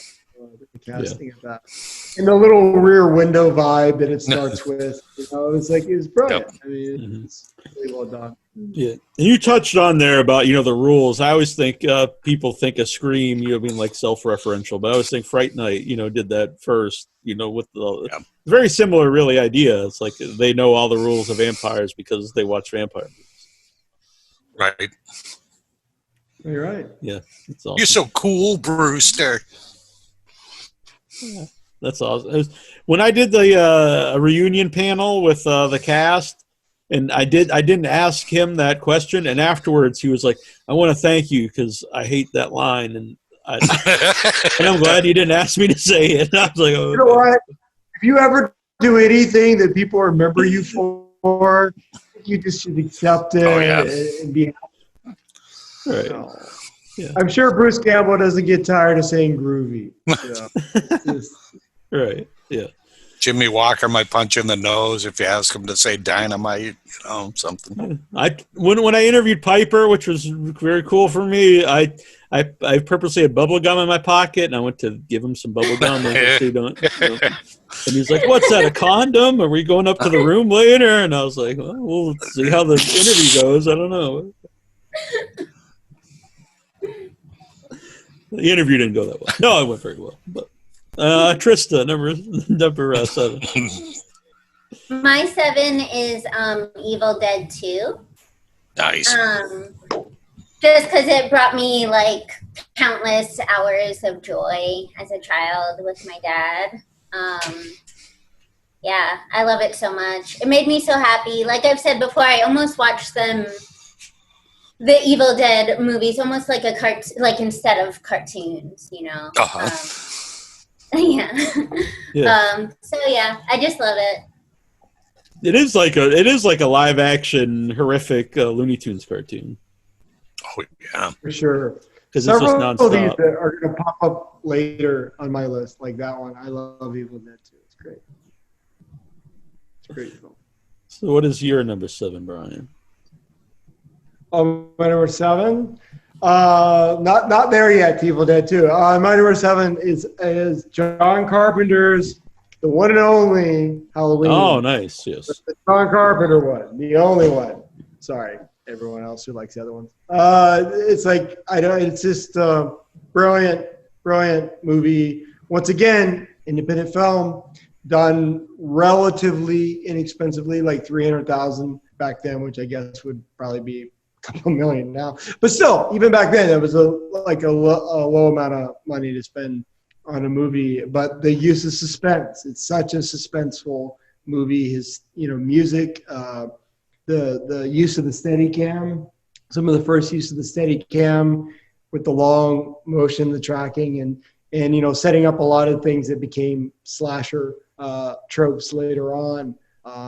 With the shape and Jamie Lee Curtis's performance. It's a great movie. Donald Pleasance, of course, just amazing, and a great ending that just kind of messes with you because the way it ends. So really, really enjoyed Halloween and was influential a lot. I didn't realize at the time because I hadn't seen Black Christmas till much later, but I realized some things came from Black Christmas, but I'd never seen any of it before. So for Halloween, it was all very new to see that. Yeah, I love Halloween too. I think that, for me, that's the best of the slasher films. It's weird. It's like sometimes I argue in my brain that it's not a slasher film. Just because there really isn't hardly any blood in the movie. What the things you have to have in a slasher film is. And sometimes I wonder if it is a slasher film just because there's hardly any blood in it at all. Which sometimes, it's almost like you feel like that's one of the lists it has to have to be a slasher film. It's kind of like arbitrary killings, blood, the POV. But definitely, if it's not a slasher film, it immediately led to the slasher film. Halloween 2, definitely it's a slasher film. Yes, it's because I liked that a lot as a kid, but when I watched it recently, I'm not a huge fan of part 2. I like that they're so connected. It's like it starts right after the first one starts. That's one of the most brilliant sequels ever. that is so directly connected, which is why I hate the most recent Halloween. Right, where they just bypass. It's like it's one of the thing to reasons I buy. hate it is, Yeah. they retconned it out of existence, which was And there was really no reason for it. Like, what is that? Why? It's like, why we don't want her to be sister, but why? I don't know. What does it add to the movie? You know the reason. You know the reason? Because they took the entire ending of Halloween 2. So you couldn't have had Halloween 2 because they just stole the ending and stuck it on the new one. He's burned again. That's the end of That's the end of Halloween 2. So that's the reason they did it. Yeah. Halloween 2, like, it is just much more of a slasher film than the original Halloween. Yeah. But Jaws 2 is also, I think, just a slasher film with a shark. I would agree with that. I would agree with that. Jaws 2, basically. Yeah. I was actually in a Zoom session this last week with the Steadicam operator. Oh, really? And he was doing a speech about his influence and how what he would want to show people, like a good Steadicam, movement and stuff. And he actually showed Halloween, and I was amazed. The shot he did when he follows him and he goes in the house. Is that Dean Cundy or? No, his name is Garrett. He did. He basically was the creator of the Steadicam. Oh wow. But yeah, that was very interesting that he picked Halloween, and I was pretty excited about this. Anyway. I mean, it's one of the reasons it has that sense of suspense. There's a lot to do with that. Because at the time, you didn't really have anything like that. And it's interesting because there's even someone who asked him, well, the shot sometimes was not quite perfect. And he was like, well, at the time it was difficult, but at the same time, it doesn't matter. It's about how you feel with the character, and at that moment where he's about to go and kill someone, and you just have that fear just from following him. I think that was pretty cool to hear him talk. Yeah. Well, I'd say Craig adds that Halloween is the one that's solidified the voiceless stalker in horror films. Yeah, for sure. I definitely think it solidified it for sure. What was your number? What's your number 7, Lo? I think we're on 7, right? My number 7 is a Canadian movie. It's a werewolf movie that I feel. Well, let's see. Can anyone guess it? Canadian werewolf movie? It's a werewolf movie I really connected with, and it's called Ginger Snaps. Oh, okay. And I just really loved how the atmosphere, how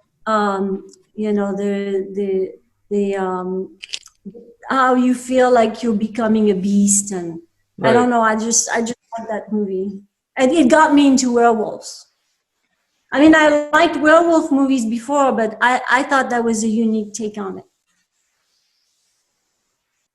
It's a great film. Yeah.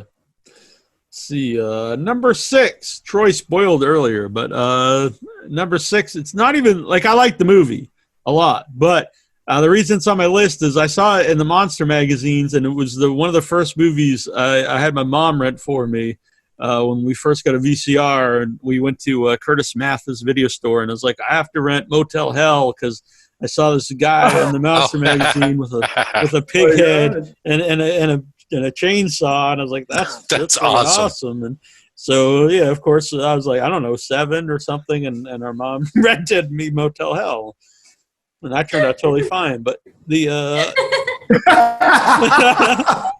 no problem, no issues. Exactly. And it's an awesome movie. It's so weird with that. There's the heads, like they have like a garden of people, and they're buried up to their head. Yeah, that's a disturbing thing too, right? Yeah. But there's a lot of dark humor, a lot of really great dark humor. Yeah, it takes exactly all kinds of critters to make Farmer Vincent's fritters. Meat's meat. People's got to eat. Did that affect your diet? I am a huge fan of barbecue, so it could be. Yeah. No, I was thinking the fact that you. Oh, that's great. That is cool. No, I was thinking it's like the fact that you don't eat things with preservatives. Oh, I yeah. don't. It took a while to set in apparently because I didn't do that till like last year. But But so you I'll got just say yeah, it was definitely because of it. Now, correct me if I'm wrong. Is that not the first chainsaw duel in cinema? Is there one before it? Because it predates Sexy Test of Mexico Part 2, I believe.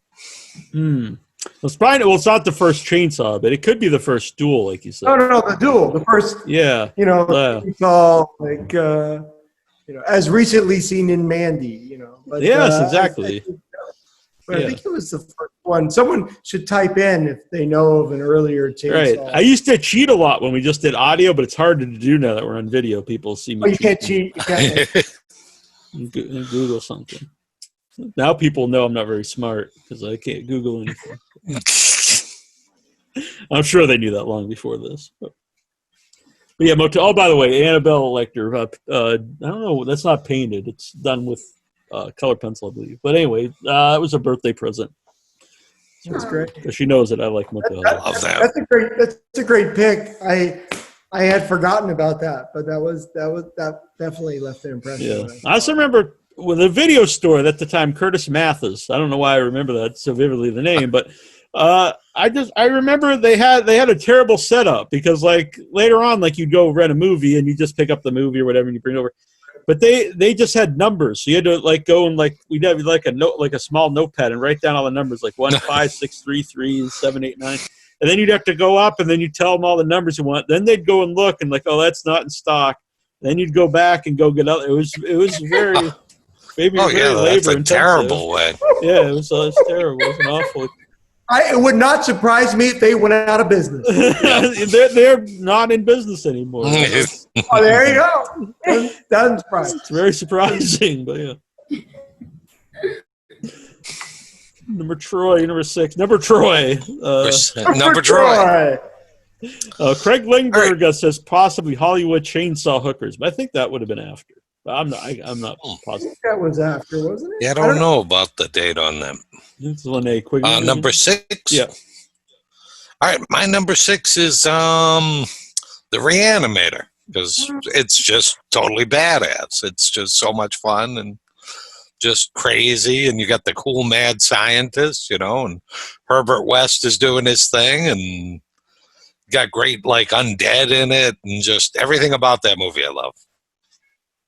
Yeah, Reanimator is a fantastic movie, and it's I know I'm going to limb, but it has my favorite severed head oral sex scene in any film. I know there's a lot it's of right them, up there. It's one of the top 10 anyway. Mm-hmm. Yeah. I do keep a list. But yeah, that's an awesome movie. I love it. Mm-hmm. Great performances, awesome monster. I guess it's technically a zombie movie. I guess it would be, yeah. Yeah, for sure. Great choice. I think Reanimated Corpse, Zombie, I think. Yeah. Number 6, Trista. My number 6 is Carrie.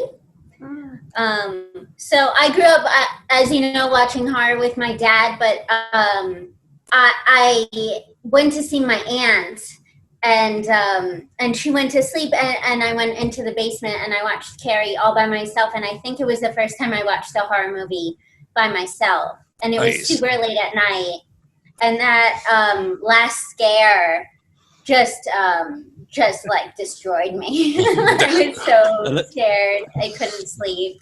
Yeah, that's a jump out of your skin scare. That's a really influential. It's such a vivid memory. I just didn't see it coming, and I don't think anything else has ever scared me as much as that moment. Really. Yeah, I think when Victor Miller says that's why they have the end in Friday the 13th is because they were just like, you have to throw this in because it's so big and carried, just something jumping out at the end, and so that's why they have Jason just jumping out of the water at the end. Otherwise, that wouldn't have been in the movie. And that's a great moment too. That's funny. Yeah, it is a great moment. Mm-hmm. But yeah, that's a great movie, and excellent choice. I think that scene too is very influential because then, like so many horror movies, has that one extra scare at the end, even when you think it's all over. I think it's because of character. That's what everybody's so good in, too. Yeah, when it's done right, it's wonderful. When it's forced, Right, yeah. Plus, when you do it the first time, something special about that.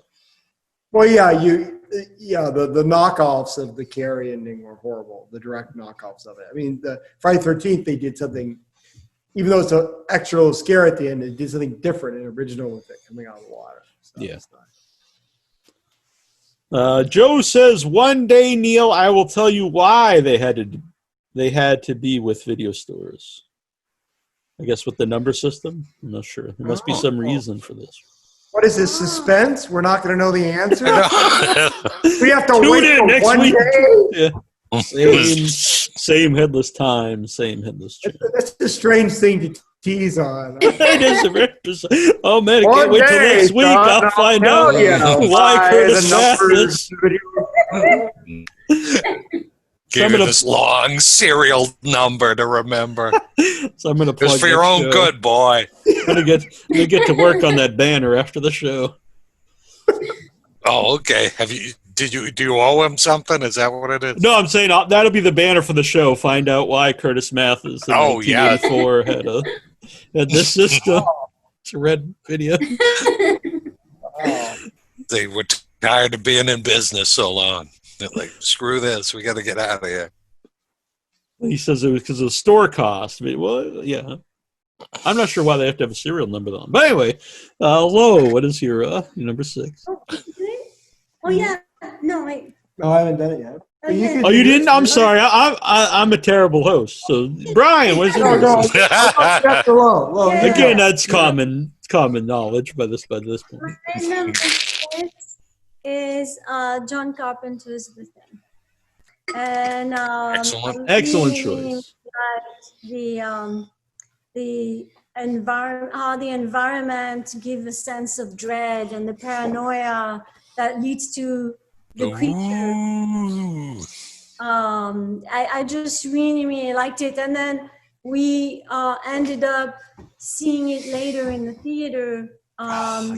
We were at the festival at Nevermore for Ghost of the Needle, and it snowed in on Sunday. The festival was Saturday.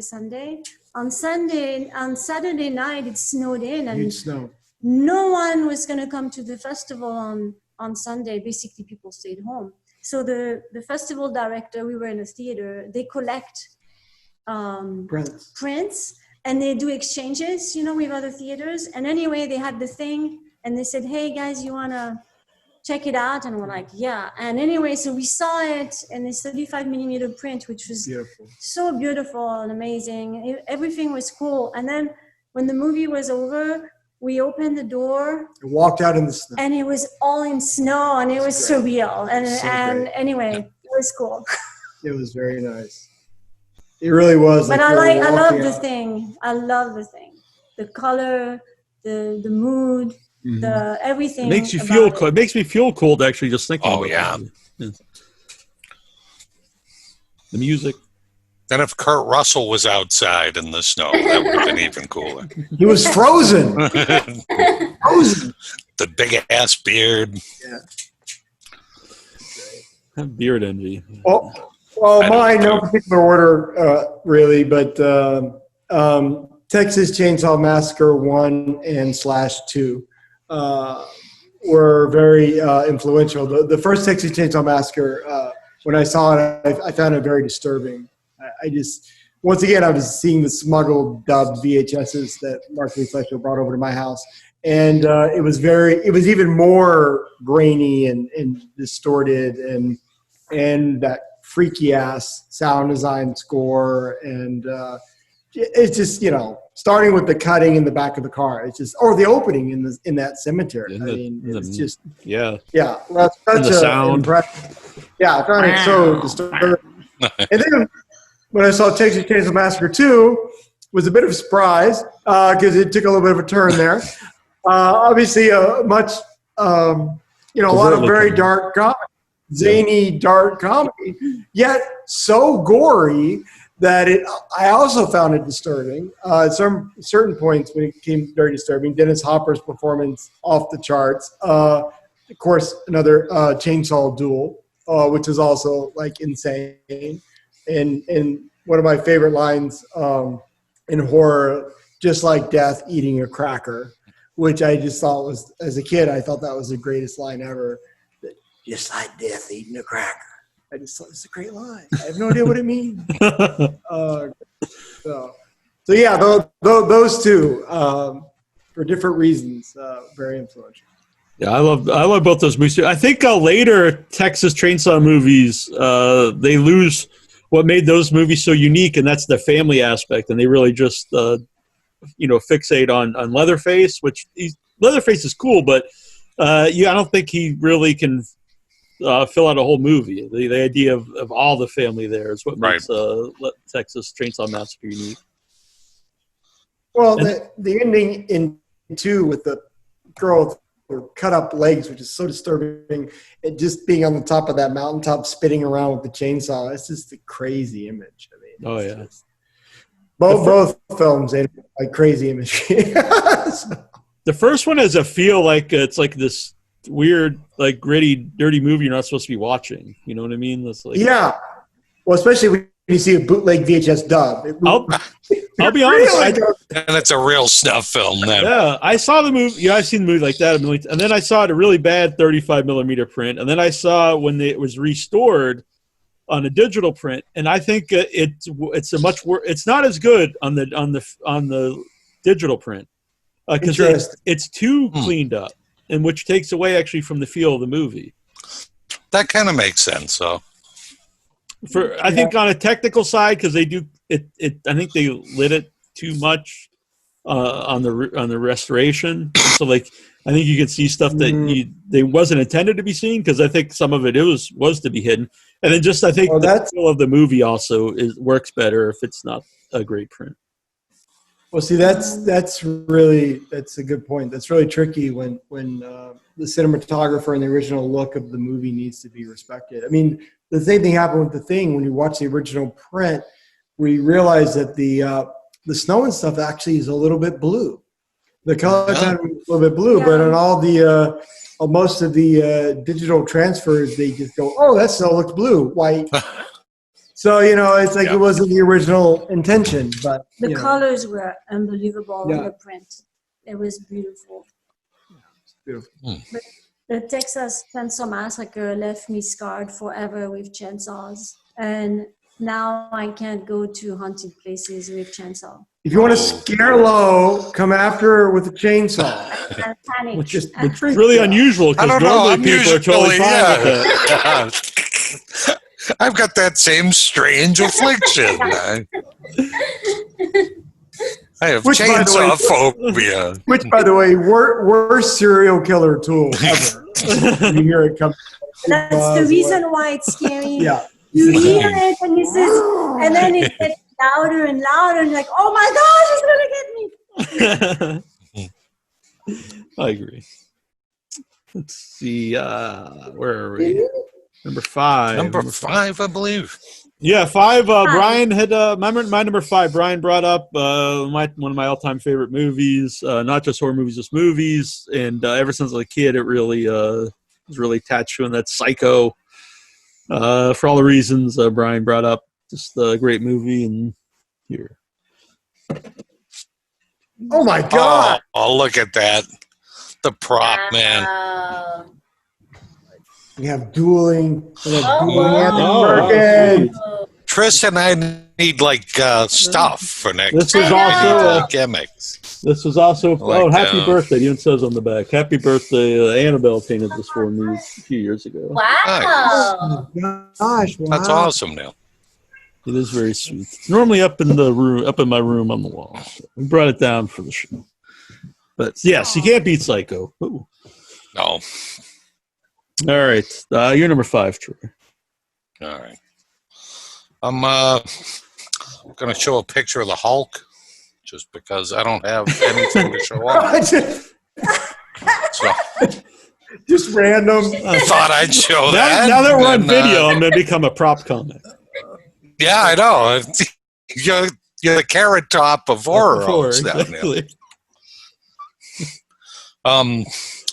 My number 5 is Theater of Blood, the old Vincent Price Awesome. movie. That's what, like, I used to catch it on, I think it was Channel 38. They showed on Creature Feature every now and then or something, and I loved it. I couldn't get enough of it. I just thought it was kind of between that and Dr. Phibes for me for the list, but Theater of Blood was really the one that grabbed me. That one, like, just because Price is this, like, crazy Shakespearean actor, and, like, he does all these Shakespeare, like, murders from different plays and things.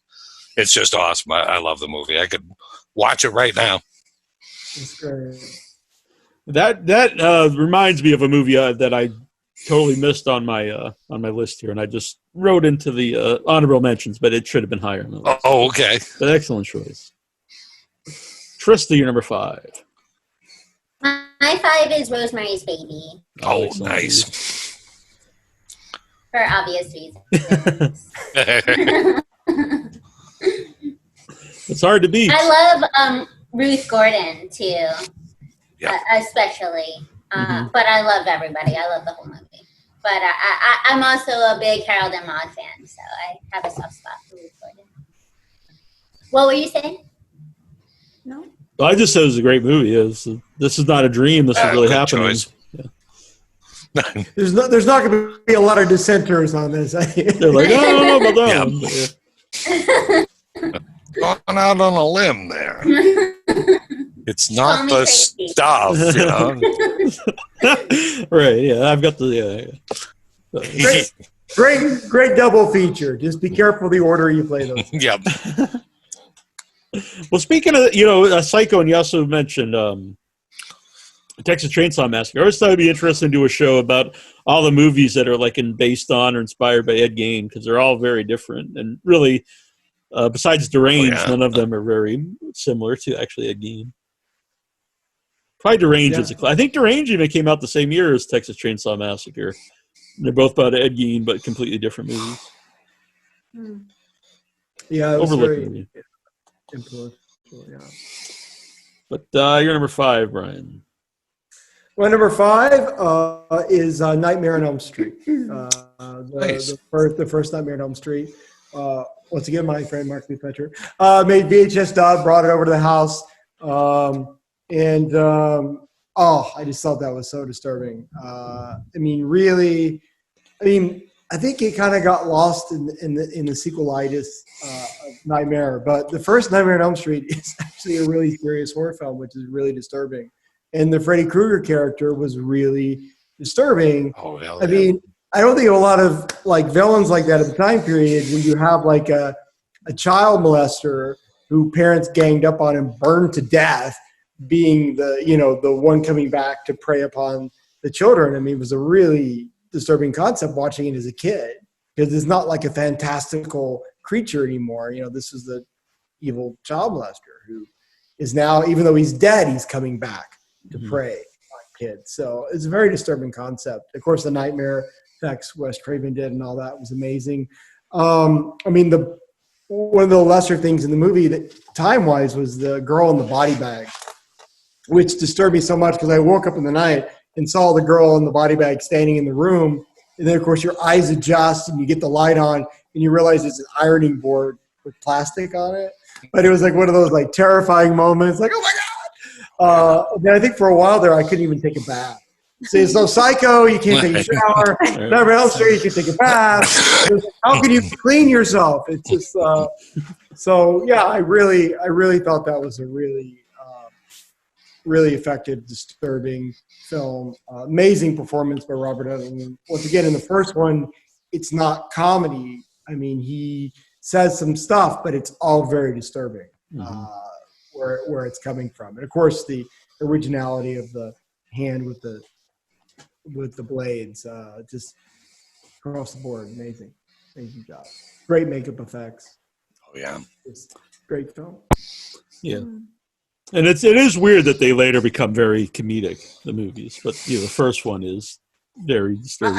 I think it may have also happened because the ratings board really cracked down because of the slashers. And after about the first Nightmare on Elm Street, definitely after the second one, you really couldn't show what you used to show anymore. You could no longer show Freddy's Claws on Flash or Scan being cut and get an R rating because the ratings board really clamped down, which is kind of what killed the slasher genre, I think, in the 80s. And the ratings board really clamped down on that. Yeah. So I wonder if that's a reason why they turned more funny, or I'm not sure. But definitely they... I think a lot of it, too, is just people were attracted to that character. Oh, yeah. They went to but see it's the very movie weird because to me, it's like the character was not someone to be attracted. I'm totally on board with you. But I also think that's why I talked a little bit this with you, like in a message, but why New Nightmare, I think, is – I don't think it's a perfect movie either, but I think it's a very interesting movie. I think it's the most underrated of the sequels. But I just like the whole idea of it because it's making the audience question themselves, why is it that I watch these movies before the killer? Why is it that's what I like? Right. It's weird. Yeah, I like it. All right. Number 5 for Lo. Like, excellent choice. So my number 5 is kind of strange, but it there's a few strange selections I have in there. But anyway, that's coming up. But they have a tremendous influence on me loving horror movies. And it's a horror game. I play horror games. And it's Silent Hill 2, the game for the PS2. Okay. It's, when I watch it. So it's just to give a frame of reference. I feel like the game somehow really made me connect with horror movies because I was terrified and I don't know, I screamed. Yeah, she screamed. And in particular, this Silent Hill, the reason I liked it is that sense of dread. I love environments like, the thing where the environment gives you a sense of dread and there's evil and you don't know, the sound like you talked about, in the Chainsaw Texas Massacre, you can start hearing some sound and you're getting freaked out about it. And you get that when you play the game. So, and it's in the fog, you don't see anything till the last minute. It's a very sound driven. Anyway, so that's a little odd selection, but it's my number 5. When she plays these survival horror video games, I just sit on the couch and watch, and it's like watching some like epic horror film. Really? And especially because she screams, so it's like and then when she screams, you're like you jump. Actually, what's funny, a little anecdote with that particular Silent Hill, because I was very new into games, and but I got addicted to the horror part of it, and when I did I had a job. We had moved to LA, and I had a job doing Big Brother. Right, very different, not horror. It is horrific though when you're in the house. But anyway, on my break, I had brought my laptop, and I would play the game. And sometimes I would get so into it, I'd start saying, "Kill, kill, kill!" And people were like, "What the fuck?" No, we don't know you like this. What are you? Who are you? You're this French girl who does camera work. And what are you liking? Horror? You want to kill? And some people still talk to me about that. I love it. That's awesome. I've actually never played the game, but I remember being spooked out from the first Resident Evil when the skinless like dogs jump out of like a window. The first time you see them, they scared the shit out of me. They were really, really spooky. They have like these German shepherds, and they don't have any skin. Aren't they Dobermans? Oh, maybe they are. You might be right. Yeah. It's been a while since I played. Without any skin, I would imagine. Yeah, it's hard to tell, right? Yeah. But yeah, that would really spook me out when they show up. But the acting's so bad in that first one, and like all the voice actors are pretty poor. But you're talking about the one like from The Resident Evil. No, but the PS1 or the first. Yeah. By the way, just to backtrack about Freddy, Mr. in the chat room. Craig Lindbergh says that I feel that Freddy was being the draw and the character had to soften to make him more sellable. And then AJ also says his dialogue was the best. He taunted his victims. They got campy, but he still enjoyed them. But I think I still enjoyed the movies too. I just prefer when he was a little more serious. Craig says it's difficult to sell toys. Well, I don't think they were really selling a lot of toys. I guess they had some toys, but I think the toys are probably more of a modern thing. I think. I guess they had some stuff. But I do think that when they do the remake, and the remake, they made it much more blatant that Freddy was a child molester.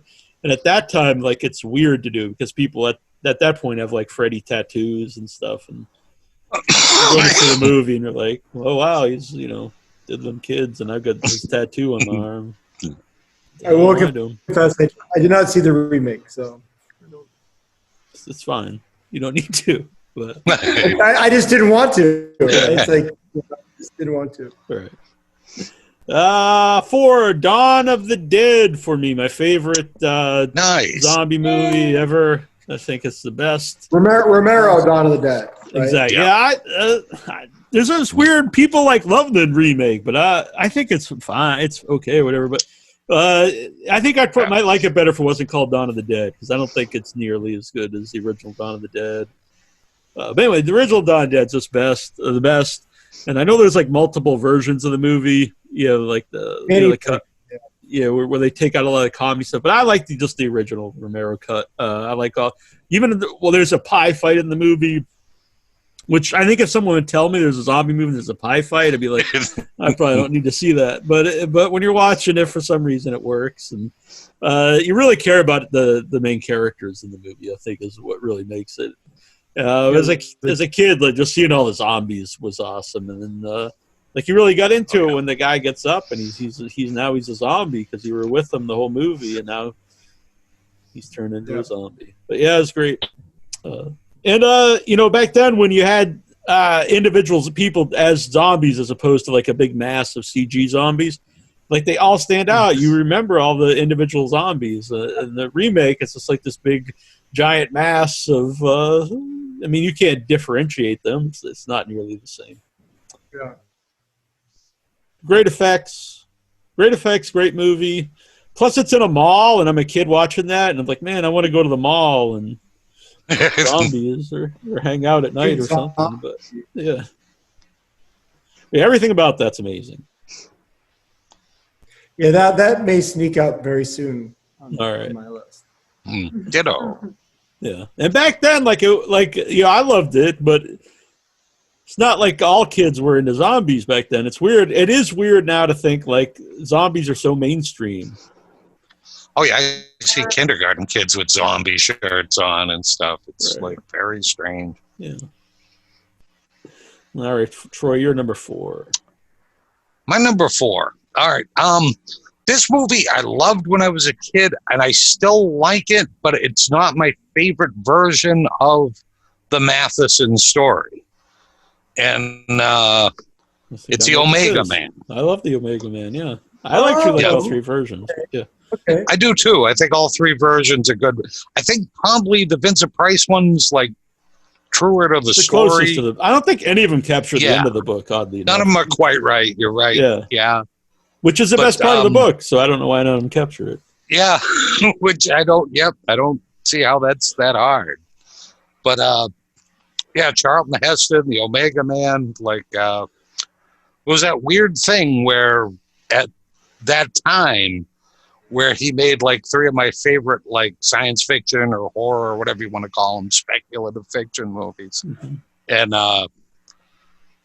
And when I was a kid, though, that was my absolute favorite. Well, the Will Smith one wasn't around at that time. But the Price Last Man on Earth took a while for me to get into it. It was kind of dull when I was a kid, but the Omega Man had a lot of action going on, and it was just a lot of fun. Right. I know still later, like it. I don't love it. Yeah. No, I love old Charlton Heston movies. Like later, you think of him as the guy, like, pull the rifle out of my dead hand, and but back then he was in a lot of cool movies. Soylent Green, His People. Oh yeah. Planet of the Apes. But yeah, Omega Man, I love it. That's a good point. That's a good pick. It's just a fun movie too. Yeah. Yep. All right. I think didn't they keep his name in each one of the versions of the Richard Matheson thing? I think he's still Neville. Neville, yeah. Why I remember that was like the first audiobook I listened to is I Am Legend, and the guy reading What's it, he shout? Neville! the guy who read it is so awesome. And when he was playing because he did a different voice for each character, and the zombie, well, the vampire, I guess, outside he was like Neville, and I don't do it justice, but just the way he would keep saying it in the audiobook, it gave me a big smile, and I'll always remember that his name is Neville because of that. Not because of the movie, but because of the audiobook. All right. But I recommend that for anyone out there who's never read I Am Legend. Very old book, but read it. Actually very influential to horror movies, the book. Oh, yeah. Matheson is I mean that so much content. Romero says, that's his inspiration for Night of the Living Dead. I Am Legend. Let's see. Number 4, Trista. My number 4 is The Shining. Nice. Excellent movie. Which is the ultimate isolation horror movie, right? It seems sort of timely now. And I was thinking I might be Wendy for Halloween this year. No, I could totally That'd be do that. awesome. Yeah. That'd be tremendous. I can see that. Guys, well, now I will be Wendy. Do it, yeah. I approve, yeah. Thank you. That's a good, excellent movie.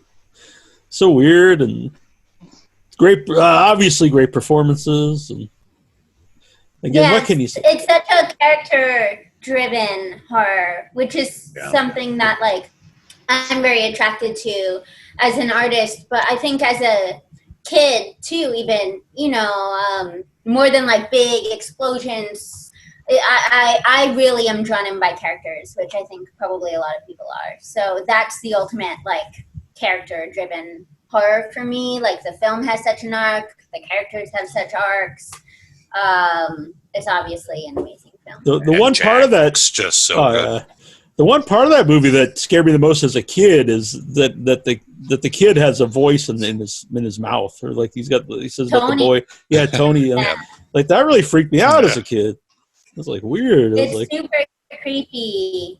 And I went to the Timberline Lodge where they shot the exteriors. Oh, nice. Which is on Mount Hood in Oregon, which is really a cool place to go.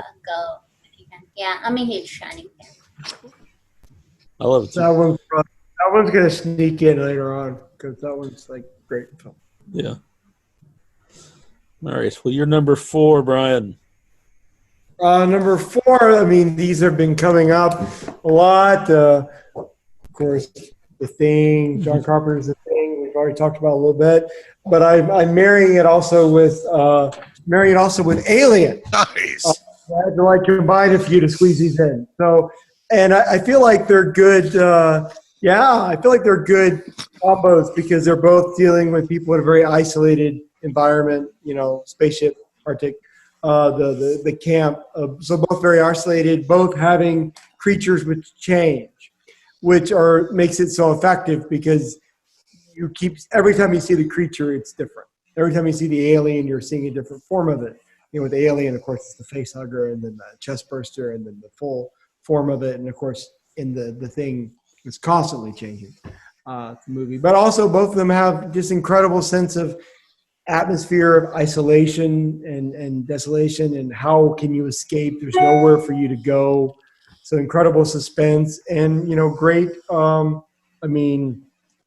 Cast and great characters. My God, Alien with Sigourney Weaver, Tom Skerritt, Harry Dean Stanton, John Hurt, Ian Holm. Yeah. What? How are all these people in one movie?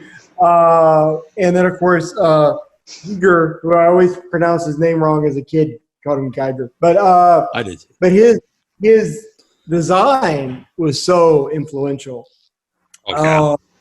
I mean, I would say that for the longest time, it means like it's basically his design was affecting the look of Aliens or The Thing. Between the two of them, they were like almost for like years, you could almost trace back every different looking creature to those designs. So, you know, so the effects amazing, the design's amazing in both his films. And, you know, John Carpenter at the top of his game, and Ridley Scott, you know, just showing what he can do in the horror genre. It's just, love both those films. Very influential. Great choices. Oh yeah, definitely. One of the things I always loved about Alien 2 was also that you had all the alien stuff that was designed by Giger, and then Jean Girard, he designed all like the human stuff. Mm-hmm. And so it gave it that great, like, you know, it was such an extreme difference between the two. And I just thought that was just so good. Yeah, I mean, that's what people often forget about is like, it's not just the alien, but the whole spaceship and the creature that was in the thing. Yeah, and you just see a little bit of it, and you really fills in your imagination, like what were these creatures doing? You know, like because there's like giant. Yeah, you want to know. Yeah, and then later we until that awful movie, and then you don't want to know. You're like, I was better off figuring out myself. I'm not a fan of Prometheus either, but wait, that's not. No. Oh no, he's got the big Prometheus. Number 4, Lo. My number 4 is American Psycho. Nice. I really, I just love the serial killer you have that? aspect of it. Yeah, I have a. Oh, nice. It was I don't know, I loved everything of it. The horror, it's hard to tell. It's everything. It's the acting, everything to me was a really, really solid movie that was terrifying. I mean, it has a lot of dark humor, but it's also very disturbing too. So it was like. Yeah, and the book was actually even more violent.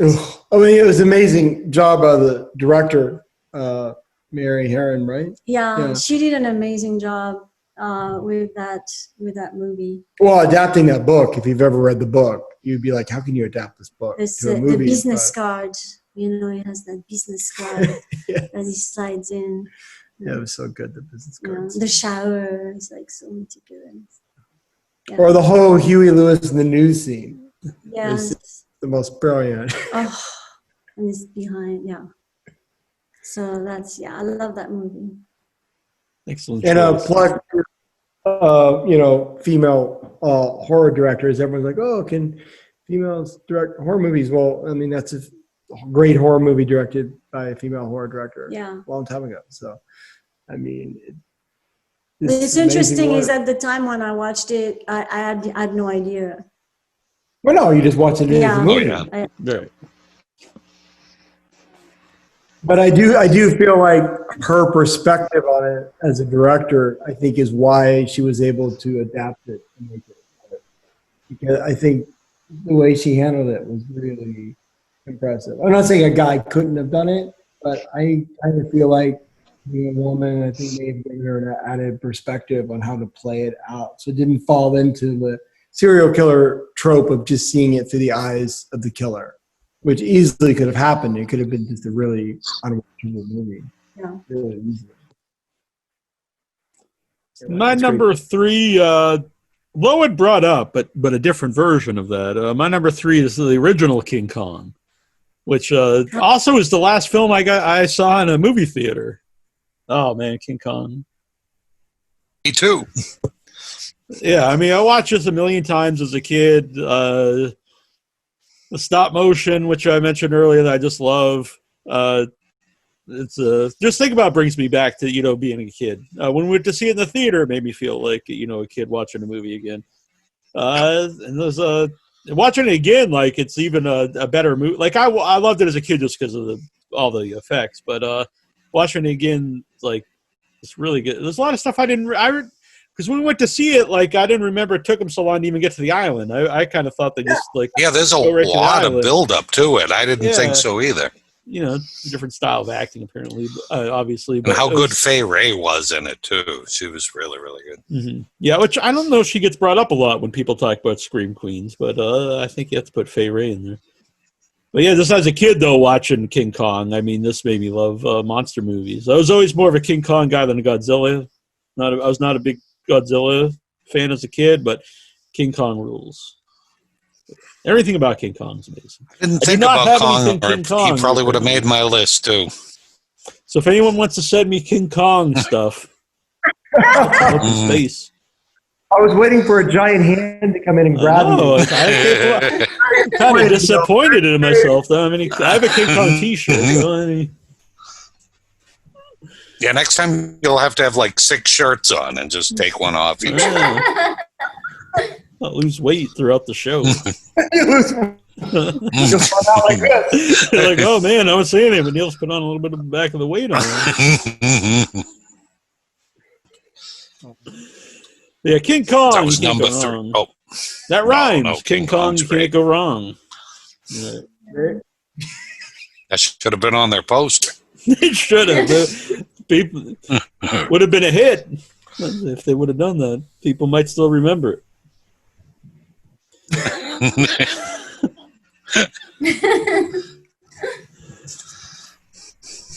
3, Troy. I'm sorry. I'm done with my notes. Number 3. Number 3, I think you mentioned it. Number 4 is Dawn of the Dead. Oh, okay. Do you have anything to add? Dawn of the Dead blew my mind. It just kind of knocked me out. I remember seeing that one, and that was one I think we went and we saw maybe 3 or 4 times in a row. I just loved it so much. I love it as well. Number 3. I don't really have anything to add. Yep. Yeah. We might be getting into movies that people have mentioned before here, but number 3, Trista. My number 3 has also been mentioned, so it's Psycho. Growing up, my dad never, and he absolutely hates it when I tell this story, but he would not take a shower. He takes baths. Uh-huh. He doesn't not bathe, but He does not he cleanse hates himself. when I soap. He's always like, stop telling people I don't take showers. Like, but so growing up, it was like legend, like lore, like this movie ruined my dad's showers. And then, so of course I had to watch it, and of course it did not disappoint. So Psycho is near and dear to my heart. Yeah. I remember the first time I was when I was in California when I was 16, and we went to Universal Studio, and that was the main thing I wanted to see was Bates Motel, and it was closed because they were filming something there, and I was like, man, that sucks. Bummer. Man, what a wasted trip this was, but it was a big bummer. I'm still disappointed about that. I've never seen it. But. Next I also time. remember when they used to show it on TV when I was a kid. I don't know if it's true or not, but I remember they used to say that they weren't allowed to cut the shower scene because, like, Alfred Hitchcock wouldn't let them show it ever on TV if they cut even like a second of that scene out. Wow. Nice. Yeah, Psycho's great. What's your number 3, Brian? Excellent choice, bro. Oh, well, 3, we've kind of hit it there a little again. It's going to be a twofer. It's Evil Dead and Evil I have Dead that 2. too. Yeah. So have Evil one. Dead, Evil Dead 2. Same story again. My friend Mark Lee Fletcher bootlegged VHS of Evil Dead, which made it even more terrifying because I kept seeing things in the movie that's not there. When I finally saw the DVD of it, I'm like, oh, how it didn't even exist. It's like, bad, like looking into grainy bad VHS. But it was like when I saw it as a kid, I found the original Evil Dead. I did not see the humor in it. I found it very dark and disturbing, and I felt like it was just dripping evil and dread. I mean, to me, it felt very. I mean, I felt like it was demonic watching it. I almost felt like I could get possessed watching it. How I felt as a kid watching it. That's what it felt like to me. It felt like I was watching something very dangerous to watch. I don't know why, because it's hard to like see it again through those eyes, but it left a very, very strong impression. And it was very disturbing film to me. And then, oddly enough, the sequel actually came to my small town of Kingsport, Tennessee. I have no idea why, but we had a cinema there that would play not rated movies if they were horror movies. And they had the unrated Evil Dead 2 played there. So me and my friend Mark, we went there. We got there to see it. Of course, no spoilers back then. There weren't any ads on TV, and it wasn't the internet. So there was like no spoilers. So we go in there expecting to see a really terrifying, horrifying film like the original Evil Dead. It wasn't in our eyes. And we're watching it, and initially we're just like, first of all, we're confused because I'm like, wait a minute. Why is he going back to the cabin? Right. It's basically a reboot. What in the world? He's not even telling the girl he's with, like, what happened to him in that cabin? Why are you doing that? Eventually, you don't want to understand, like, oh, I guess they're just recovering the film. So that was like my first. Right. I wasn't sure if it was supposed to be funny. Like, I remember he fell in the puddle and the bubbles were coming up, and I'm like, it was funny, and I was trying to laugh, but I'm like, wait. Am I supposed to laugh? Movie, because maybe it's supposed to be serious, and I don't want to. And then, like at a certain point, we looked at each other. We're like, I think this is supposed to be funny. So we basically gave ourselves permission to laugh, and we started just having a great time. And we're laughing, but honestly, I wasn't 100% sure that it was supposed to be funny until the Farewell to Arms book went on the trash can after we put the in. But honest to God, Bruce Campbell, I mean, if I was in the Academy, he could have voted back then. I mean, Bruce Campbell would have been nominated for an Oscar for his, Buster Keaton level performance of slapstick comedy, which I think someone else coined this term, and I think it's totally right. He like invented this genre of splatter stick. It's very much like a slapstick gonzo movie, but with all this gore. And even though it was demon gore, it was like so much of it, it couldn't even get an R rating. And it was just hilarious, and it just doesn't stop. I mean, the movie just goes and doesn't stop. And I've honestly never, ever seen another movie like it, even like later Evil Dead. I mean, just never seen anything on the level of Evil Dead 2. So definitely left an experience, left an impression again, once again, because of the humor in the second one, in the splatter stick, which is very influential to our creature novella that we finished up, Innards. Definitely a lot of splatter stick and very creature stuff. When we get this out there, when this thing gets out there, you'll see the influence. And of course, the original Evil Dead an influence, just because I found it so dark and disturbing. Yeah, I think part of that was the idea that you have to kill your girlfriends because they're killing you because they're possessed, but then you're your girlfriend and it just messes with your head. It's interesting you say that, because I always remember it as a more serious movie too, and the second one being like really comedic. And then I watched it again for the first time just recently during the pandemic on Netflix, and I was like, oh, this is way more silly than I remember the original one. And also, like what you're saying, I'll have to go back and rewatch it now. When you're older, you see it differently, I think. Yeah. And honestly, I really feel like seeing it on DVD, it was a very different experience too. Maybe because I was older as well. Yeah, it's weird you mention that too, because the first time I saw it was at Troy's friend's house, and I'm 9 years younger than Troy, and so they were like teenagers, and I was like, I don't know, 7 or 8 or something, yeah. And so they had a bootleg VHS tape of it. And it was real grainy and terrible looking, and it had the same. I remember the exact same feeling. Like it's like something you're not supposed to be watching. It had like this mystique about it. Like, oh wow, you have a copy of Evil Dead, and we're all going to watch it. And it's like, oh, I'm not supposed to be doing this. And it was like this weird feeling that I still remember. But like you said, it's not something you can recapture. Did Mrs. Peterson make the green chicken wings for us that day? I don't think it was Peterson's house. I think it was your girlfriend at the time who lived up in Tyler Drive. I don't know. I remember that, but yeah. But Peterson might have been there. Maybe he's watching out there. I don't know. Mark Peterson. He might be. Yeah, I like to say people's full names on the show. Mark Peterson of the Sandwich Pizza House. Right. All right. So, Lo. Excellent choice, by the way. Even if you cheat. That's fine. Has already talked about. It's The Exorcist, like Trista.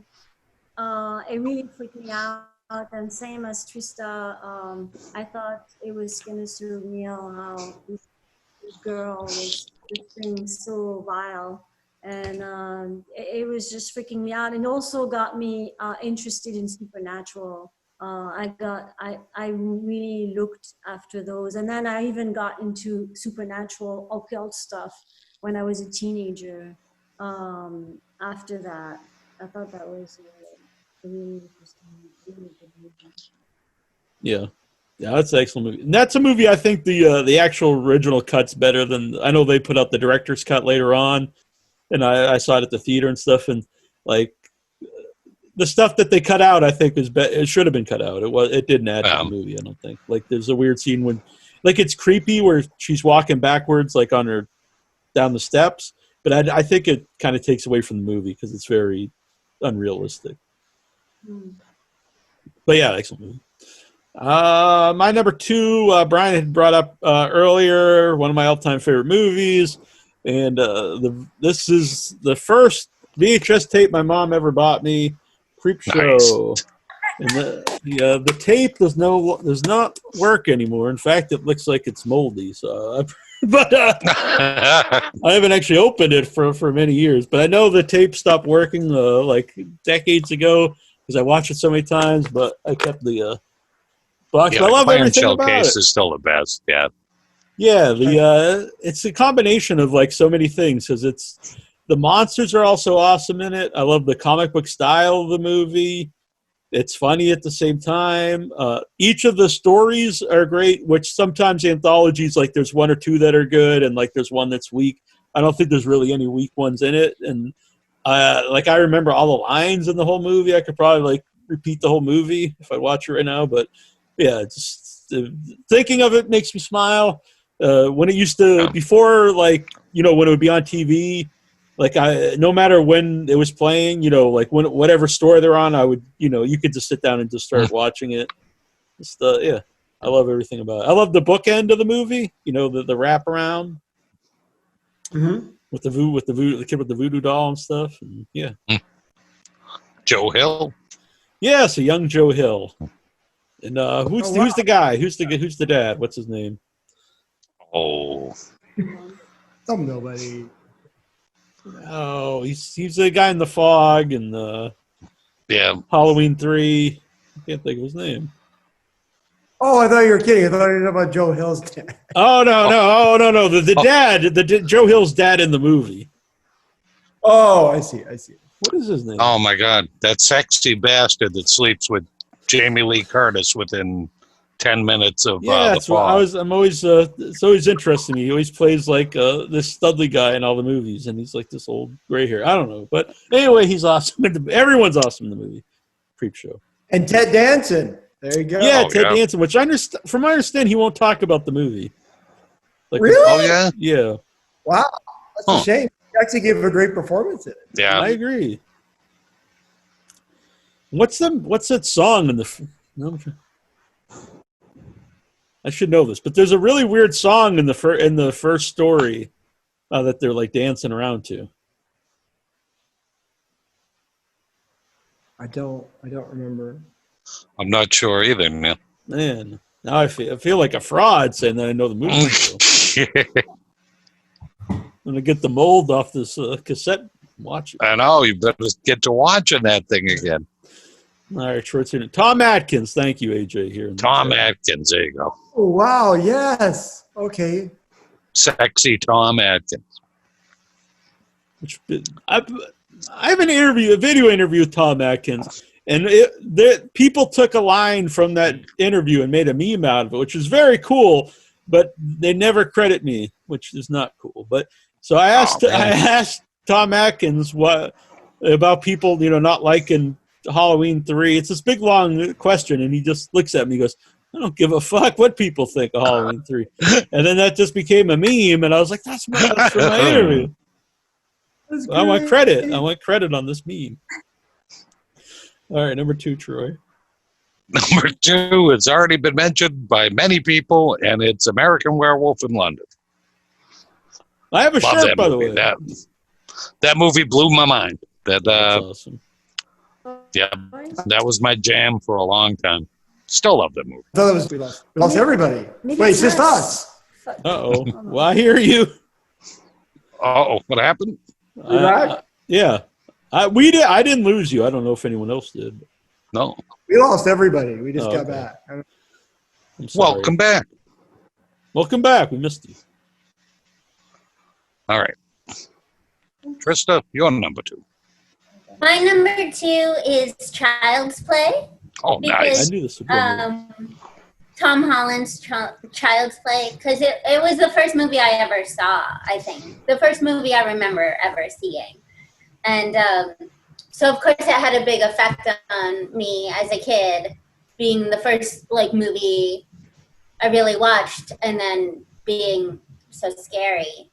And then, as I've told you previously, my dad was scared, so I had a doll that resembled Chucky, and the next morning when I went to school, that doll was out by the trash. So that affected me, the fact that my dad was so afraid that he threw my doll away. Or how do you know the doll just doesn't walk out there? Oh, no. I mean, I asked him about it, and he talked to it. Maybe it's been trying to make you feel good. That it didn't just walk out. Yeah. Then he brought in The Exorcist that night. And that and the Zuni doll I had to get rid of. Excellent choice. And Trista actually got to act in our film Malignant when we first got to work with Trista with Brad Dourif. So they actually had That's awesome. That's really awesome. That was pretty cool. Yeah. Happened. I think all of us were really excited to work with Brad Dourif. Yeah. Yeah, it's going to be amazing. Your first movie you remember watching, it affects you as a kid, and then you're in a movie with him. Isn't that wild? That's crazy. It was very surreal.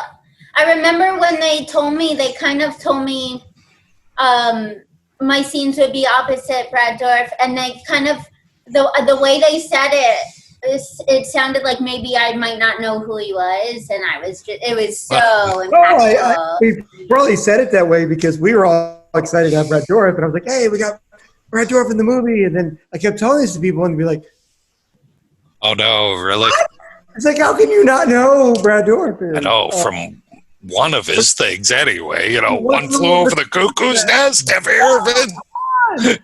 I mean, but for me, growing up, so many, seeing him in so many, obviously, cool horror films, always playing amazing, always doing an amazing performance. So I was excited. So anyway, it just made me think of that because of Child's Play. It's like full circle there with Trista. Yeah, that's awesome. That's amazing, really. It's really cool. Oh, yeah. It feels pretty magical, yeah. I assume your father saw that movie, Malignant. My dad? I don't know if my dad. Oh, really? Malignant. Oh, all right. He saw Echoes, though, and he gave it 2 thumbs up. Oh, very good. Nice. Yeah, very good. Yeah. That's in the front of our box. It just says Trista's dad. I love it. Yeah. That'd be cool. He would love that.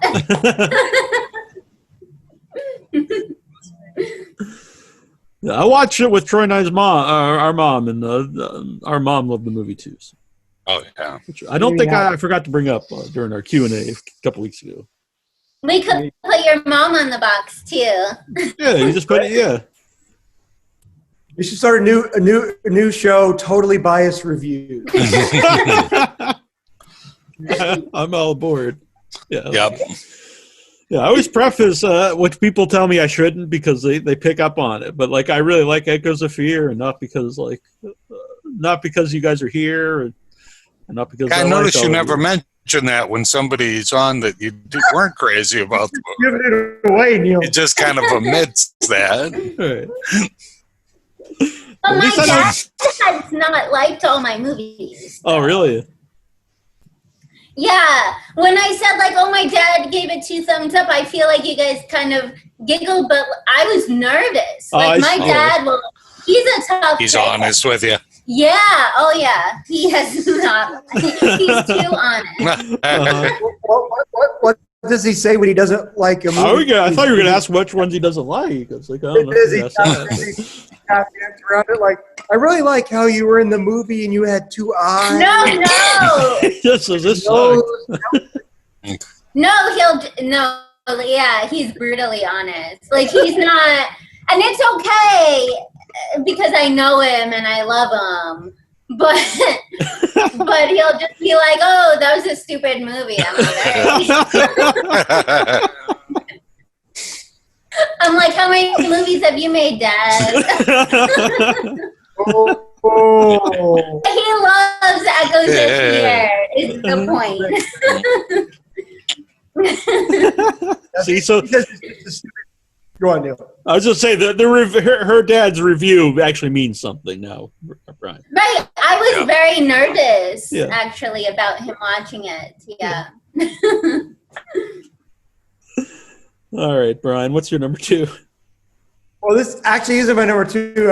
I actually accidentally skipped over it. It's before the thing in it. You should have numbered these things. I skipped it, but I actually didn't remember it right off the bat. I was going through some stuff today, and then I remembered it, and it was very influential, and that's Videodrome. Oh, man, I love it. Wow, I didn't think of it. That's what I rented a million times as a kid. Yeah, I mean, that was one of the first ones I saw as a kid on VHS from Mark. That really got me because it was so dark. The tone, for me, was just so dark and disturbing. Yet it was so surreal and kind of ahead of its time, like the character Brian Oblivion, who only appears on TV on a TV. I mean, there were like so many layers of. It felt like he was looking into the future of what would exist with the internet and stuff, with that pirate cable, station, and what happens if you watch it and how it affects your mind. And I just feel like he was almost like, in a weird way, predicting like dark corners of the internet and dark web and stuff. And of course the images of the, James Woods character and the gun in the TV screen and pulling the gun out and the grafting on the hand. I mean, just some really amazing special makeup effects that were also surreal, not just gore effects or creature effects, but actually really kind of surreal makeup effects and that body horror that, of course, Cronenberg does so well. So, yeah, I mean, several Cronenberg movies probably should have snuck in there or at least been the honorable mention, but in particular, Videodrome really left. I mean, just so different than anything I'd seen. Yeah, that's one I think about, but it was one that I remember renting many times at the video store. What is your number 2, Lo? Oh, my number 2 is actually The Shining.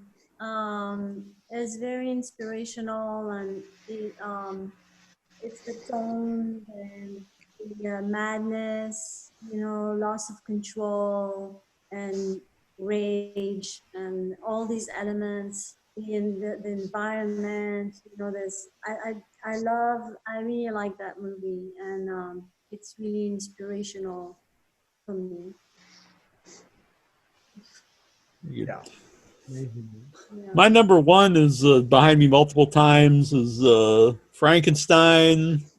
Ever since I was a child, I love Frankenstein, and I'm dropping something behind my head. Now, that of course is Nero's Frankenstein. Just want to clarify, right? It's Nero's Frankenstein. No.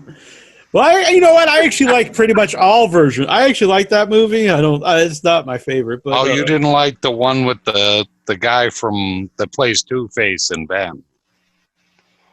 Did you see that Frankenstein? One? Yeah, that's. Well, I don't like every version that's ever been filmed. All right, Troy. If you want to be technical about this, but I do like Frankenstein in general. But yeah, I mean, I feel sympathy for Frankenstein. He's not really a monster. He can't live in our society. He can't live in our world, and I feel connected to Frankenstein. But yeah, I always loved this since I was a little kid, and it's the best. And I thought Universal monster movies. for me when I was a kid, when they'd be on it late at night, I'd record them in VHS tapes so I could watch them over and over because that's probably what really got me into horror movies. Would be the Universal monster movies. They're fantastic. Agreed. And really, Yeah, almost my all. I think number all one's the Universal Frankenstein and Bride of Frankenstein. The Bride's great too. Yep. It's just the great like companion pieces, so can't go wrong. But you're right, like you could kind of block that whole Universal thing in there. Because that same thing, that's what really got me into horror too. Yeah. Pretty much all their monsters aren't necessarily monsters. They're doing. Yeah, they're all pretty sympathetic. Yeah. Well, Frankenstein's a monster, but his monster's not a monster, right? I agree. Dr. Frankenstein, I think, is the most underrated monster or villain in movies. Oh yeah. Yeah, but yeah, the monster is not the monster. That's the tagline. The monster's not the monster. That's why I was so mad. We went to see Frankenstein, the original Frankenstein's, the sound movie, but the Universal Monster Frankenstein movie, and was with a live orchestra, and I was like, this is going to be awesome. And like the music, like I don't think they understood the movie because they had like this really violent, like it didn't fit the vibe of the movie. It didn't fit like the emotion of Frankenstein's monster. It actually made me mad. I was like, this does not fit. Wrong. It wasn't good. I'm not happy, but I did see it was the old the Phantom of the Opera with a live orchestra, and that was one of the most. That was just an amazing experience. Yeah, that must have been tremendous. The original silent one? Yeah. With Cheney? Yeah. Wow. Cool. Yeah, I'm very mixed because I also saw The Lost World, the old stop motion movie with the dinosaurs. Oh yeah. With a live orchestra, and I don't think they were even watching the movie. They were just playing like their band's music or something. Oh no. I don't know what the hell how this fits at all, but that didn't work. So if you're gonna play live music to a movie, know the movie. Don't just play whatever you want. Yeah. I think be a good idea. Right. I mean, I'm not even a musician, but I think I know this. All right. Number one for Troy, we had you. Trista, you're number one. Yep. My number one has been discussed at length, but it's The Evil Dead. Again, this is a film that, like, as a child was just sheer entertainment and joy for me. And then as an adult, it was a real inspiration to a low-budget indie filmmaking, Yeah, like Excellent. For years that was a movie that that people thought of as like made for like nothing basically, and and it's so influential and memorable, and everyone watched it. So, Not made for what? What? it was not made. It was not made for nothing. I understand, but I think that was kind of like what people thought anyway. Well, I mean, it was made to nothing compared to Hollywood movies, but I mean, they actually beat the streets and pavement and raised $350,000 back then, which is a lot more money with inflation today. Yeah. And it's a testament to the fact, because this the thing is, like, everyone right now, they like to run around and say, I shot my movie in 12 days, 11 days, 5 days, 6 days. Well, Evil Dead shot over 4 months. I mean, they shot it in the cabin forever. Like 45 days in the cabin in the woods. And then they still spent months doing the effects work, all the stop animation effects work and the other effects work later. They went back to Michigan and I think Michigan. And then they did that elsewhere. So it's like they spent a lot of time and energy on it. I mean, it's just like, that's something I would encourage, like, all independent filmmakers. It's not a race how fast you do it. It's a budgetary thing. But you should put all the sweat equity and all the work you can to make it a great movie. Because that's what they did with Evil Dead, and that's why it's so good. I mean, they spent a lot of time and effort and it's a testament to Raimi and Bruce Campbell and Rob Taubert, his partner, producing partner. Is that right? But yeah, it's just a testament to what they did to it. So I don't want to cheapen it by just saying they didn't have any money. No, I understand. But just when I was a kid, that was kind of like what people thought. I don't know. I mean, compared to like the movies you're used to seeing, yes. Sure. It had no money. Yeah. Compared to $15, $20 million horror films out of Hollywood, there was no money compared to that. What is your number one, Brian? Bubonic Brian. Yeah, I have a number one, but I also have a 0.5. So, All right, fair enough. I squeeze these out. This is very difficult. So my number one is Night of the Living Dead / Dawn of the Dead / Day of the Dead. So the Dead trilogy by Romero. I thought I could squeeze them in that way. I mean, this one just a testament to what we were saying, low budget filmmaking. I mean, this was much more low budget than Evil Dead. I mean, this was really low budget. I mean, he directed it, he wrote it, he edited it. I mean, just an amazing example of what you can do with not a lot of money, but a lot of time, effort, and energy into it. And his brilliance in casting Dwayne Jones as the lead actor, who, I mean, I think it's okay to spoil it now, who gets killed at the end. They cast him, they only casted him because he was the best actor. But because of that colorblind casting that they did, they really affected how the movie read. Because him being a black man, surviving the zombie thing, the sole survivor being killed by the bunch of, redneck yahoos because they're like, just shoot him, not even think about it because he's black. I mean, just added this whole extra punch. And of course, like people have already talked about Dawn of the Dead a lot. Ken Foree, once again, a very strong black protagonist character who not definitely is one of the sole survivors at the end, not, the black man gets it early on. And he's a SWAT team. So it's once again a very different role for the time. And Dawn of the Dead, of course, they had more makeup effects. They had Tom Savini back from Vietnam, so he was able to do the makeup effects on the movie and very creative effects. And the whole idea of consumerism and his social messaging in Dawn of the Dead with those great characters, having, caring about the characters and what's going to happen to them. And I have a personal affinity for, I know a lot of people don't consider it lowest rated one, I guess, of this trilogy, but I love Day of the Dead. And once again, it came and played in that little theater in Kingsport, Tennessee. When we went with my friend Mark, they played the unrated Day of the Dead there. How this theater got away with doing this stuff, I'll never know.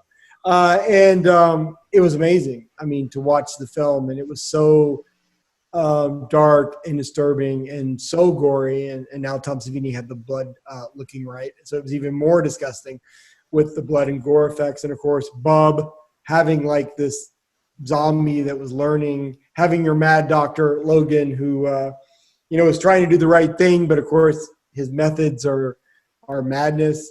And I think it's interesting tying to what, once again, social commentary to this day. You have this conflict between science and the military. I mean, you had this conflict between, basically government and the scientists in the film, which was really powerful because as in all of Romero's trilogies, the real problem isn't the zombies as much as the people and how they aren't dealing with each other well during this zombie problem. So very, very memorable. All three of those for different reasons for me. Yeah. Night of the Living Dead, like Trista was saying about being the first movie she remembers seeing. That's the first movie I remember seeing is Night of the Living Dead. And I told the story a million times on the show, but I was, I don't know, probably 6 or 5 or something. And we went to go to the drive-in because Troy's older than me. And so she would take Troy and her friends to the drive-in instead of having a babysitter to bring me along. And so I was very small. And I started to cry when the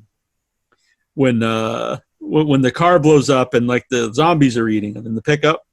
And my mom turned to me and said, "Oh, don't worry, they're just having a barbecue." And then I was just like, fine with the movie after that. So I remember that. And it's the earliest memory I have of watching a movie anyway. And Day of the Dead, actually when I was a kid, I didn't like the movie at all because I loved Dawn of the Dead. And then I saw Day of the Dead and I thought it was a little slower and the acting is kind of over the top. But as years went on, I grew to really like Day of the Dead as well. They're very different. I mean, it's just all his movies all of his Dead trilogies are just very different movies and what he's doing. And just to squeeze in really quick, my 0.5 is The Shining. Oh, okay. Just So your number one is 4 movies. sorry. Sorry. This is the best I could do. I mean, I'm leaving so many out. This is like really hard. But I mean, Kubrick, and I mean, many people have picked The Shining.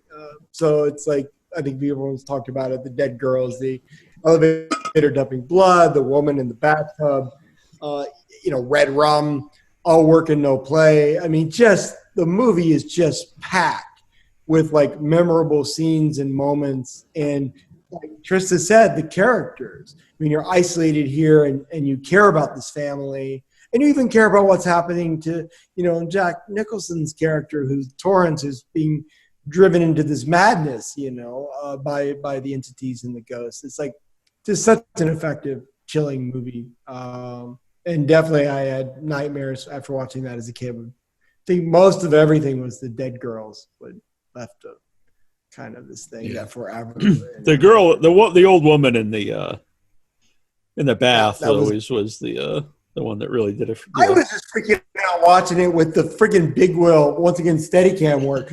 But also sound design. The friggin' big wheel on the carpet, quiet, and then wood floor, and then quiet, and the whole time you're like, someone's gonna kill this kid, and then you just leave to another scene. But the brilliance of it is, once they did that, the brilliance of Kubrick's handling of that is, well, he just did this build up to a giant scare, but he didn't do it.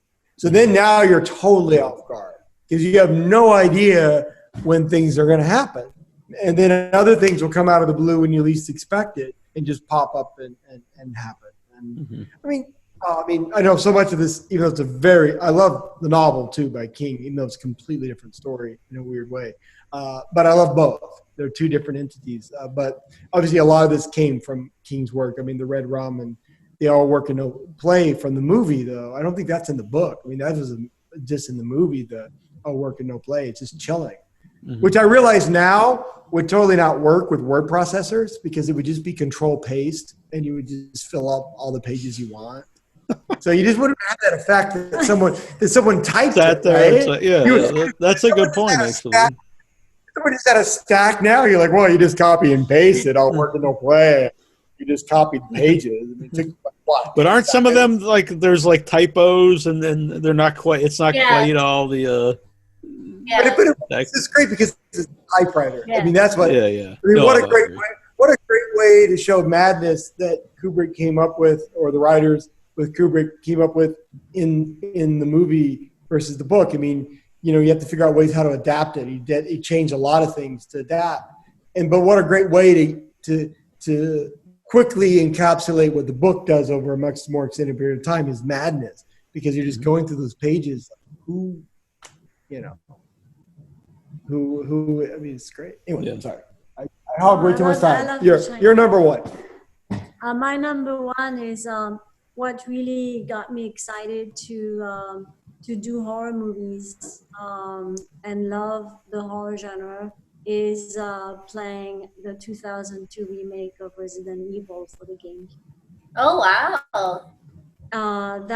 It's survival horror, and I know it's a game and it's not a movie, but it's a huge inspiration for me to love movies. And I would get so scared where I would start trembling, where I can't even play anymore because I was so scared. And then the lighting also, it's an inspiration for me as a DP. I love the lighting and how they did the shots, which is different now in the games. The lock camera angles, and you just don't know. You're forced to follow a particular path, and basically the game forces you to go a certain path that you cannot control, and which is what makes things scary, is the loss of control. A lot of scary movies are like that. So that got me to really get into horror and various horror. Even though it's zombies, it's just got me really into that. And I would sit there and watch her play, and it was like watching this epic, amazing story that was terrifying, because once again, this remake version on GameCube the gamers hated it. I loved it. They stopped doing it. No, the original gamers love it still. Oh, they do? Because Yes. they changed it for the other one. But just so you understand, you could not control your angle and your viewpoint in this game. So it's basically a lock-off shot where you're walking towards like a corner in the room that goes around the corner. You cannot peek around the corner. You're basically approaching the corner, and at a certain point, the game will cut to a different angle. Where now you can, but you can't peek around the corner. So it's just actually really like watching a movie.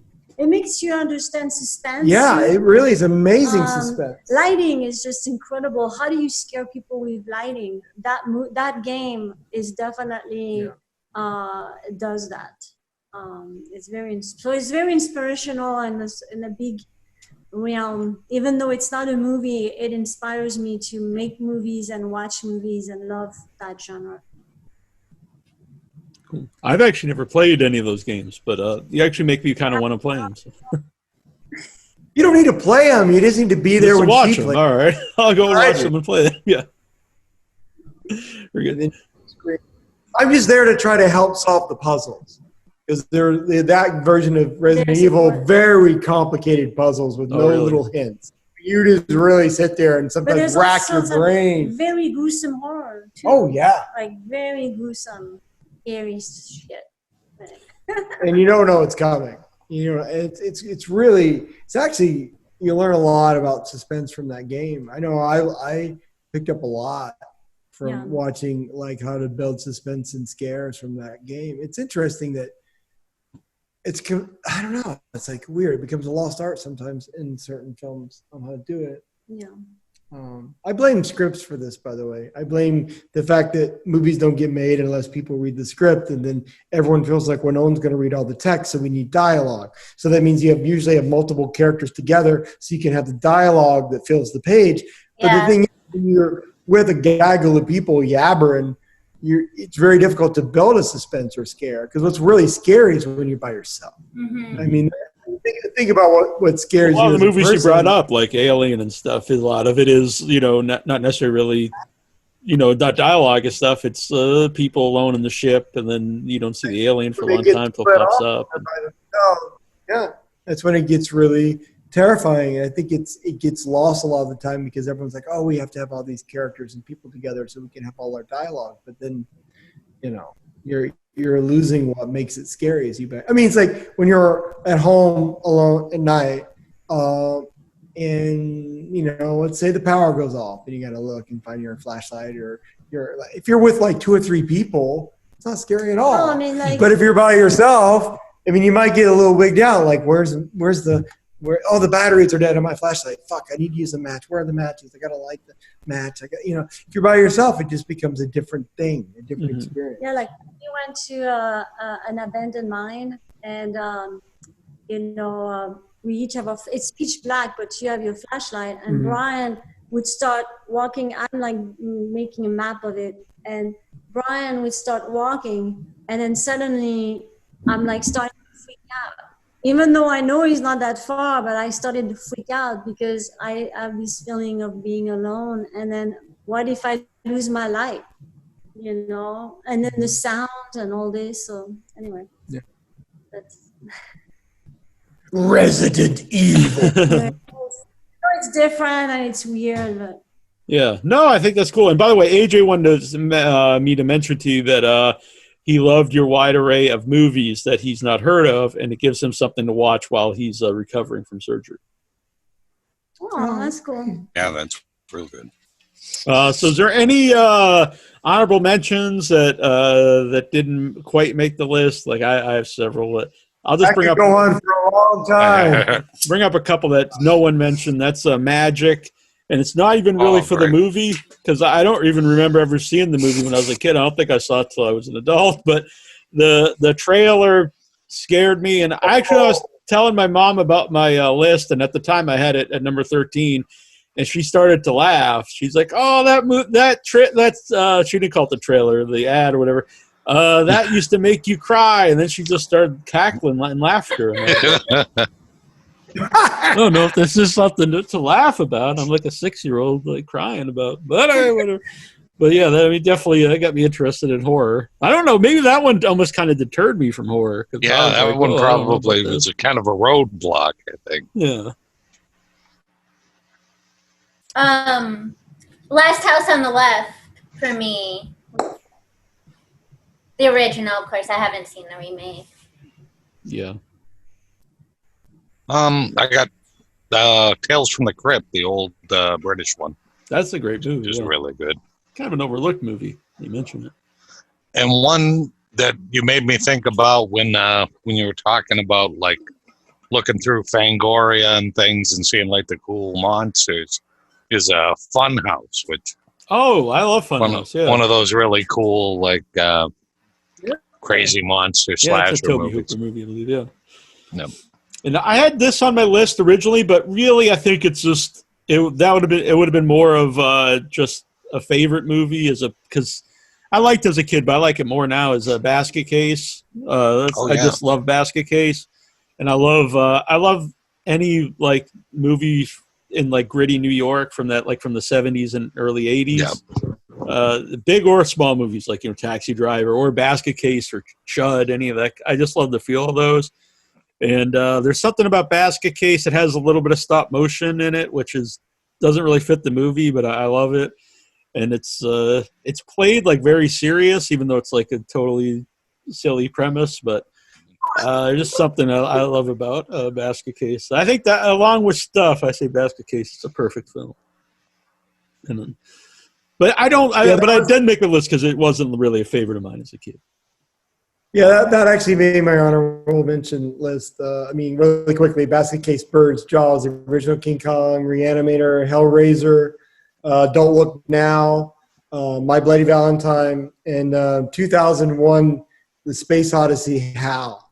Excellent. That would make my list of best villains. It's not a horror movie, but as a kid, the computer with that voice killing off everybody. I'm scared, Dave. Then you feel bad when he's killing Hal. Watching all those little heartbeat things flatline when he kills all the people who are in stasis. They don't even know they're dying. They're all hibernation. And he's just a red dot, basically. The body count of this G-rated movie is off the chart. I'm glad you brought up My Bloody Valentine, too. I forgot about that. That's like that might be my favorite slasher film. I think it's totally underrated. Some of the best kills. I like the cast. It's not like all like a typical young adult cast that's in most of the slasher films. Very realistic looking cast. I have not been able to see the unbutchered censored one which came out, which I know you can get there now. I'd like to see that one because that was the only reason it probably didn't make my list is I really like My Bloody Valentine, how they build up the suspense and stuff. But the one that actually came out that I saw, the R-rated one, they just snipped things. It wasn't like they re-edited; they just cut out. So you would have these like that sucked. You would have these big suspenseful moments that built to something, and all of a sudden we just snip out. And so I've never seen it though. There is a version now where they put all that back. Mm-hmm. I would really like. We talked about remakes, like some of the remakes you want to see. What's really weird about that, I was interviewing the director, and earlier that day it came out that they were making a remake of it, and so I brought it up, like, what did he think of the movie? What do you think about them remaking it? And he was like, well, what are you talking about? He didn't know. I broke the news that they were remaking his own movie. He was like, what? It's very weird. You should have just kept on. Like they're remaking it, and they have a time machine, and they're going to go back in time and yours, and then yours will be wiped out of history and existence. Right. Watch him just hell. And he was driving through 3 feet of snow, I think, on his way home when you told him that. It was a weird experience. I think it was one of those you had to put things in perspective because we were whining because I think we had 4 inches of snow. He's like, oh, yeah, up here in Saskatchewan, we got about 3 feet now, and it's coming down pretty good. I might make it home before the entire car is just covered in snow. You just hear the vehicle slide off the road. And Neal and I are whining because it's kind of cold, son of a bitch. But Roads are going to be icy.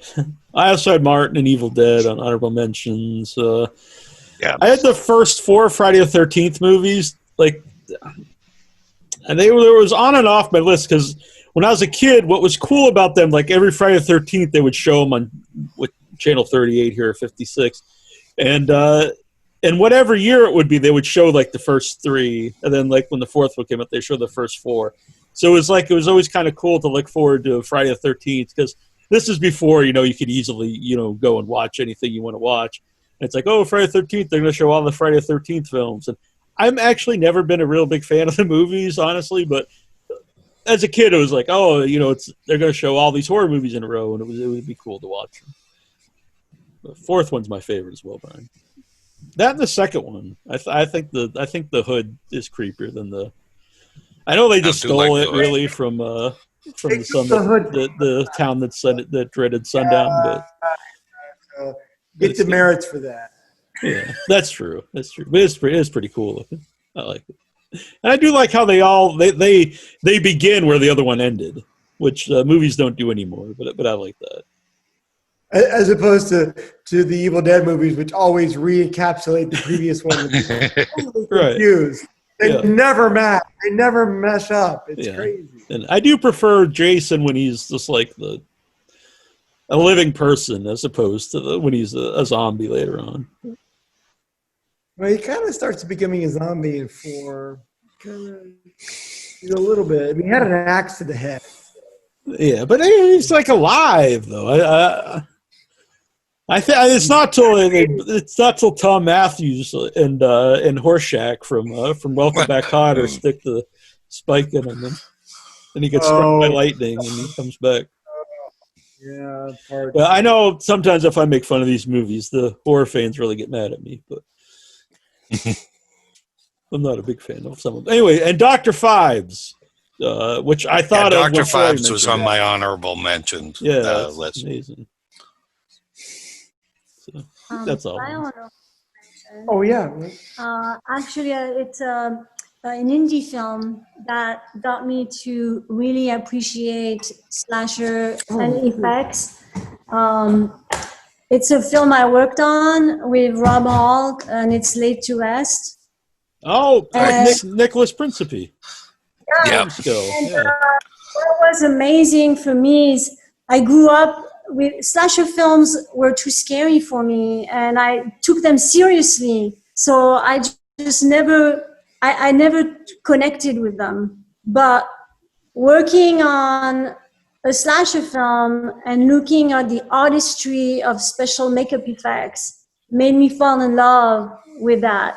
It's incredible. It's almost like being a magician, and I just love trickery. I love the trickery they do and how they create things that make you think it's something else, and it's so amazing. And working with Rob, he was directing, and also he's the makeup effects person with Eric Bourne, and they did an amazing job, and I just loved it. I loved it, and I love effects. Yeah, that's a great modern slasher movie. Oh yeah, with the original, because some of the newer ones might be remakes, but like that and Terrifier would be the good modern original ones. It made me appreciate all the effects on all the older movies, because I didn't know, I guess I wasn't into that, so I wasn't aware. I knew there were effects, but it really made me appreciate what it's about and how cool all these movies are. And then I was able to subject her to Friday 13th Part 4. You could appreciate the makeup effects. So I had a big delay in slasher and gore, but that was really cool working on that film. Yeah, and before I forget, My Bloody Valentine too has one of my favorite songs from a horror movie. The end, it's like this folk song, and it's like basically telling the whole tale of the movie. I share it all the time on Facebook because I think it's just the best. You should put on the comments like where you can get the because I don't know where you can get the My Bloody Valentine with the X. Yeah, I'm not sure. I'll look into the bit. Yeah, I'd like to see that. version because it was very upsetting to see the ratings board just have at that movie. Mm-hmm. Yeah, I'm glad you brought that up because there wasn't one I'm thinking. Was there any other ones, Troy or Trista, that you had that we didn't get to? Oh, Nosferatu's awesome. Beetlejuice. Oh yeah. Oh, For me, Beetlejuice. was important as a kid. Yeah. Only other one on my list that we didn't talk about was Christine. Oh, Mm. Oh, I had that. I like that movie. And Jaws, we didn't talk about that. But we did. I Oh, think. we did? I ran through it really quick. It was Oh, on my okay. arm. Oh, it was. Okay. It was on my arm. Yeah, That was it's a tough. I almost made it into the list. I mean, several of these. I was just really thinking really hard, like which ones had I thought the most influence, had Right. the most. I think I started with like 70 movies and then just kept whittling them down. It's hard. Yeah, I started It's- even with my globbing them together. Horrible time. I like it. I'll give you a pass putting 3 or 4 movies on there. Do we just? I know it's very Did we serious just break- business here, but what? Yeah, I did. I broke through. Did we just break a record here? I feel like we've been on here a long time. I don't even know. Like, yeah, It's like the 3 sun hours. has set here. No, I got dark. let us go down. I mean, is there anyone out there still listening, or are they like kind of withered away at this point? Well, but I will say I've done an all-night show once, which I'm not saying we do or even recommend ever doing this, but I did do an all-night, I call it the all-nighter, and we did an all-night podcast. So it hasn't broken a record for me, but it might actually broke a record for video shows. I don't think I've ever done a video show. yeah, it probably is. Who's your longest guest, Neal, on Without Your Head? I know on In Your Head, it has to be George South. South, yeah. He People don't know In Your Head's my wrestling talked for like podcast. 5 Yeah. hours or something crazy. Right. Yeah, it's a very long interview. Oh, we're not gonna top that. No. Raven Delacroix was really long. Oh, that's right. Yep. And She had the gift of gab. and Gary Tunnicliffe, which I don't know if I ever admitted this on the show, but the Gary Tunnicliffe interview, who directed the most recent Hellraiser, and he also did the effects and some of the Hellraiser sequels. That interview is actually recorded in 2 parts on 2 separate days, and then I just edited them together. Oh, really? So it's technically one of my longest interviews, but it was also like done to 2 separate times. That's like 1917, where they like cut things up and put it together, and they say you can't do that. All right. So I won't include that one, but yeah, that one and the Raven Delacroix one. I don't even remember how long that was, but I don't think it ever ended. I think it might still be going on. She's still telling stories now. I have a story about She that was a little interview. crazy. I liked her. I don't know if I She should was a bring it little up because crazy. she's very nice, and I don't want her to feel bad. But okay, I'll say so. During that that was one of only a couple interviews where I had a colostomy bag for a while. So 4 years ago, I got very sick. I had 14 inches of my colon removed. I had emergency surgery because I was dying. And so it was a long recovery and rehab and hospital. And so I had a colostomy bag when I was 40. And so during that interview, I had it. And it broke open during the interview, which is not a pleasant experience. And so I left to clean myself, to put on a new one, which is a long experience. And I texted Troy and Annabelle. I was like, I got to go. I'll be right back. But then I come back and the interview was still going on. And I don't think anyone really noticed that I was gone. So Yeah, she didn't need any direction. She was just going. Wow. yeah, it was, That's a dark turn. Yeah. it's a dark- Yes. but I'm fine now. But yeah, it was a bad time. Well, the whole thing is I would always, for years, I had a pain in my side here, and I thought it was gas. And sometimes it would get so bad, like I literally couldn't do anything for like a day or two. I'd just sit around in pain. And then it got so bad that I couldn't do anything. I couldn't stand up. I couldn't sit down. I couldn't lay down. I was just in constant, horrendous pain, awful. And so Troy took me to the ER, and they said I had diverticulitis, which is little holes in your colon. And so, like, if you eat corn and seeds, it would fill it. Could get in there, then I could get inflamed and infected. And so they sent me home. I was in horrible pain, and they just told me to take Motrin. And they gave me antibiotics. And they also put me on a clear liquid diet. This is a long story, but it put me on a clear liquid diet, so I couldn't eat anything. But they used these giant pills, really like this big, and they said right on them to eat with a full meal. So I wasn't exactly sure how I was supposed to do this. So I was taking the pills, and then I'd get horrible stomach ache because I couldn't eat anything. And then in 2 days, it was just awful. I was literally screaming out in pain. It was terrible.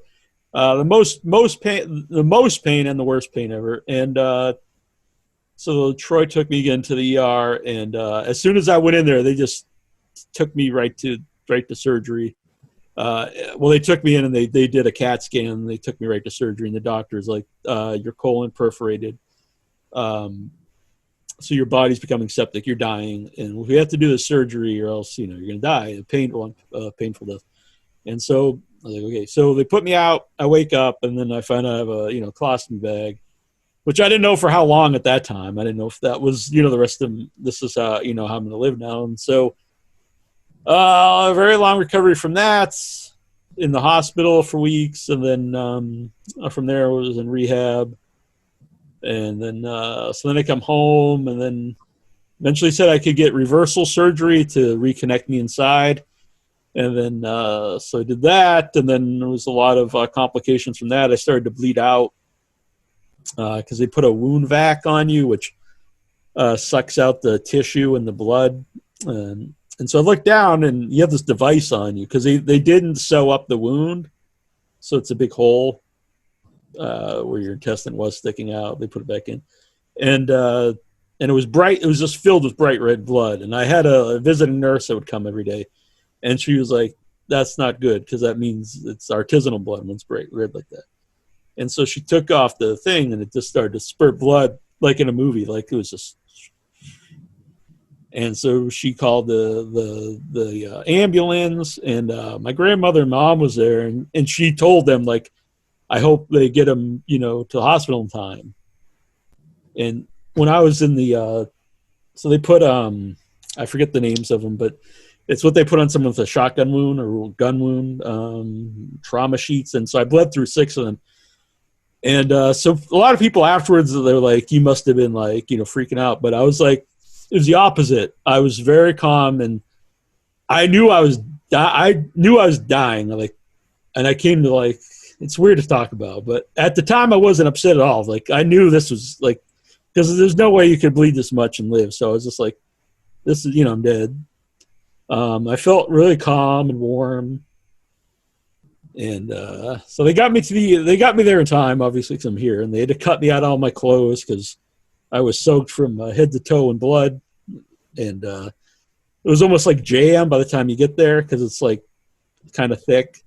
And so they cut me out, and then they, sewed up the wound. And so then they sent me home. I was very weak because I bled so much. And then I became infected. So I was readmitted to the hospital. And then 2 more times that week I bled out. The second time I bled out in the hospital. Well, the second time I bled out was in the hospital, and it was in the middle of the night. It's 3 a.m. So they called the surgeon, and everyone was really freaking out again because they couldn't stop it bleeding. And then the surgeon came in, and then so from there, they're like, you can't, no more cleaning his wound unless it's during the day when the surgeons are here, because if he didn't make in time.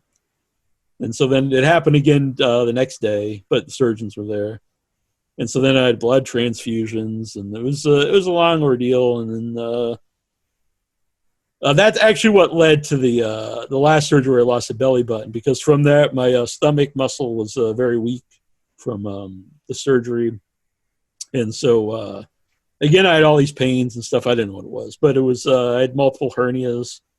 The doctor said it was like Swiss cheese. It's like he said he lost count of 12. There was at least 12 hernias, but one large one where I had parts of me were protruding, like very visibly. It was a blocked bowel. It was a strangulated bowel. And so anyway, for that one, they first of all, they'd pushed it all back in, which again was not pleasant, pushing your intestines back into your stomach. And they were like, that was good though, because if they couldn't have pushed them back in, they would have do emergency surgery again, and that wouldn't have been good. So from there, they did this thing where they told me they cut my stomach muscle up and spread it out like an Asian fan. That's what he said. And then they put cow tissue over that, and then put me back together, and then eventually the cow tissue becomes part of you and grows. But then they're like, well, you got to come back if like your stomach starts to turn gray or blue, and it's like, well, I probably would have anyway if my skin started to turn blue. But anyway, so that's when I lost the belly button. That was that's not that long ago. It was a year ago. It was February in 2019. But yeah, that's also from that. That's when I changed my lifestyle, and that's when I lost a lot of weight and tried to get healthy again, because they told me I wouldn't be seeing 50 if I didn't make a lot of life changes, and I was just turning 43, so it didn't seem that long in the future. But anyway, I'm fine now. But that's the long story of it all. So sorry to put a bummer on the end of the show here, but is it too late to add that story to my honorable mention? It's like probably the most horrifying. I feel like I know why you like Frankenstein so much. Well, I do have a lot of scars, and my God. That one wasn't a bummer though, Neal, because it's got a happy ending. It does. You know? It does. That's a good thing. The movie Depraved. It's a modern day Frankenstein movie, and the poster looked exactly like my actual scar from the surgery, and I sent it to the director, and he's like, yeah, it does. Where were you when we made the movie? We could have just used your scar. Oh, wow. I'm happy you're okay. Thank you. Oh yeah. And Mike Epstein out there, when he heard I was having this surgery, he was just like, "Oh, well, let's make a documentary about losing the belly button. We'll make a comedy out of this." But honestly, that was very helpful, because that's how I've dealt with a lot of things, is through comedy. So, well, you look great, and I mean, you never know that you went through that. I mean, that's just amazing. You know, that you be able to come through that and be like you are now. It's amazing. Yeah. See it. Thank you. Appreciate that. And I gave away all my extra colostomy bags, so I don't have any more. I signed them and sent them out to people when because you weren't allowed to send them back. So anyway, so some people out there signed not used ones, some used colostomy bags. So you don't have any of those on your prop wall? No. But I did during the pandemic though. I have like boxes and boxes of unused medical equipment, and so I was like, oh, I must have something in there useful. But so I had a whole bunch of hand sanitizer. Oh, okay. Gloves, and I was like, oh, well, now I can use this stuff. So, anyway. So there you go. Now it's silent, but yeah. Well, I mean, it was hard to hear that. You know? It's actually amazing that how you are now. Like how much, yeah. Like it's mind blowing. Yeah, thank you for sharing that. No, you're welcome. Thank you for listening, I guess. So glad you're walking every day. Oh, he really walks. He's not just walking. I mean, he's Randall Flagg now. He's the walking dude. Well, I mean, the whole thing put a lot of perspective on just life in general, because you never know it's when, awesome, though, when Neal. you're not You're going to so be here upbeat anymore. now. So. Yeah. So I always think you should do what you want to do while you can, and be with people that you like to be with while you can. Because you don't know when you can. Even if I don't even mean if like you're not here if you die or anything, but like right now, you can't physically be around a lot of people you want to be around. So you never know what can happen. I think we all took it for granted that we could hang out and see people. Which, whenever. I'll be honest, I think the last 4 years, that's why I think I've been pretty upbeat during the pandemic, because I've been through some other, and I just kind of had that mindset that, to take advantage of the time you have here. So, Yeah, shit could always be worse. You've been through that. It's great that you're so positive. I mean, in a way, it's like you're in like total bonus time now. Mm-hmm. You're definitely extra lives in your video game. So that's like great. Yesterday when we were talking to Mark Patton, and he brought up an idea for a movie about the nursing home, like old horror guy. It did remind, because when I went to physical rehab, it was at a nursing home, and so I had a 94-year-old roommate, Fred, and so his brother would come. I have like a lot of stories being in the nursing home, because I was the only person that wasn't like in their 90s. And so Fred's brother would come in like every couple days. And then one day I found out it was his older brother, and Fred's 94. And I was like, his older brother? So I found out he was 96. And he would, and I always Those remember are good genes there, Jim. Yeah. I always remember this line. He'd go, "Fred, what do you do with all those batteries? Every time I come to see you, I bring you soup and batteries."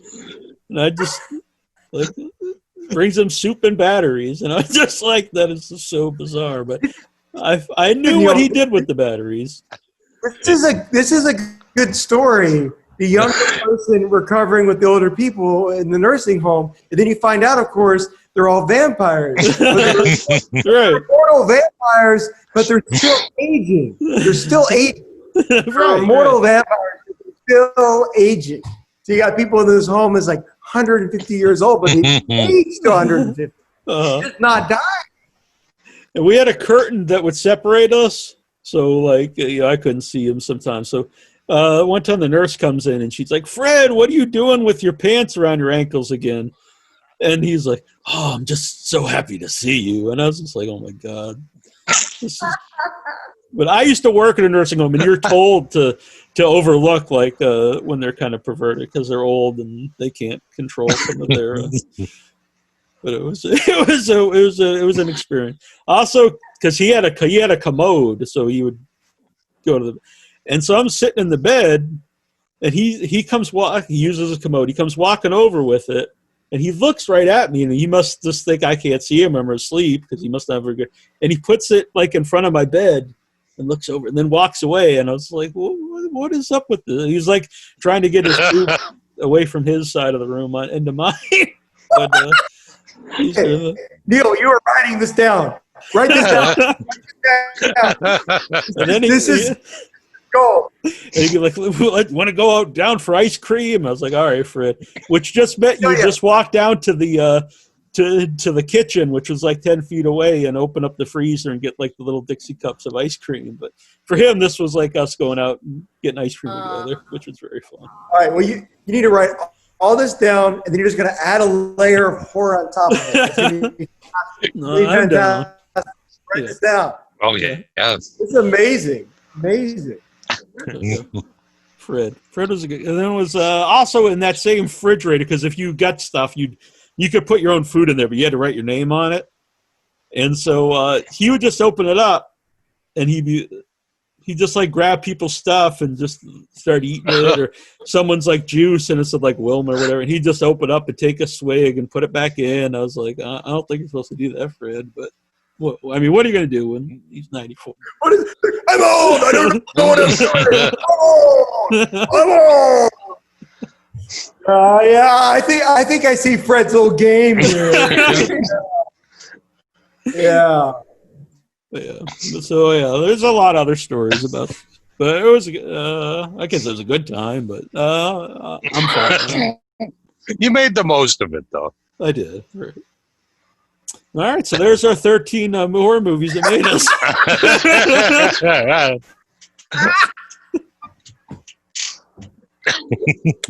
That's great. That's great.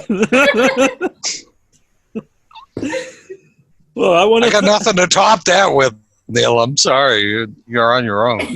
Well, I realize that because I've talked about this a lot, but I realize that Trista might know a little bit of it, but I don't think Brian and Lo knew any of it. So I didn't know that.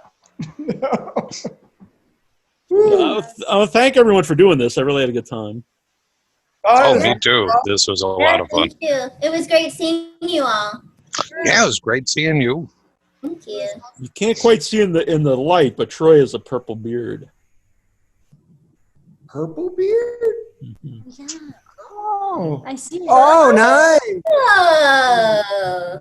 And in the land of like parental too much honesty, when I did that, our mom was like, you think that'll wash out? It was funny because and she always has like cotton candy pink hair and stuff. I'm like, okay, I don't meet the age requirement. I It guess. was funny because there's like a group text, so I could see the replies, and I saw that our mom replied that. And I was like, that's the age. I should say that. But yeah, it was funny. Are you going to keep it now that you're going back to work? I probably will, because nobody's at work. It's just going to be True. me. Yeah. I'll be working the overnight thing, so it won't be bad. That's right. By the way, after this week, Troy can't stay up this late. That's true. I'll be at work. Oh, so you work at night? I thought you had to get up early. I'll be working 11 p.m. till 7 a.m. Oh, okay. All right. Well, we could start earlier if you want. Yeah. We'll So figure if we do like 7 to 10 or something. All right. Sounds good. All right. So we'll be back next week. I believe we were going to have the people from Antimony Tapes on, but they just told me earlier that they can't be on next week. So we'll have someone on. Yes. We'll figure it out. It's a whole week from now, so we'll figure it out. Well, thank you again. Thank you, Trista. And thank you, Brian. Yeah, this was a lot of fun. Yeah. And thank Trista for being part of the show here. She was on yesterday. Absolutely. Very long show again tonight. So it's been a lot. And I think great addition to the show. Brian even told me that off air too. He said that he liked. He thought you were good on the show. You're not supposed to tell her that. He tries not to encourage me. And your dad said it was he gave me thumbs up. He said,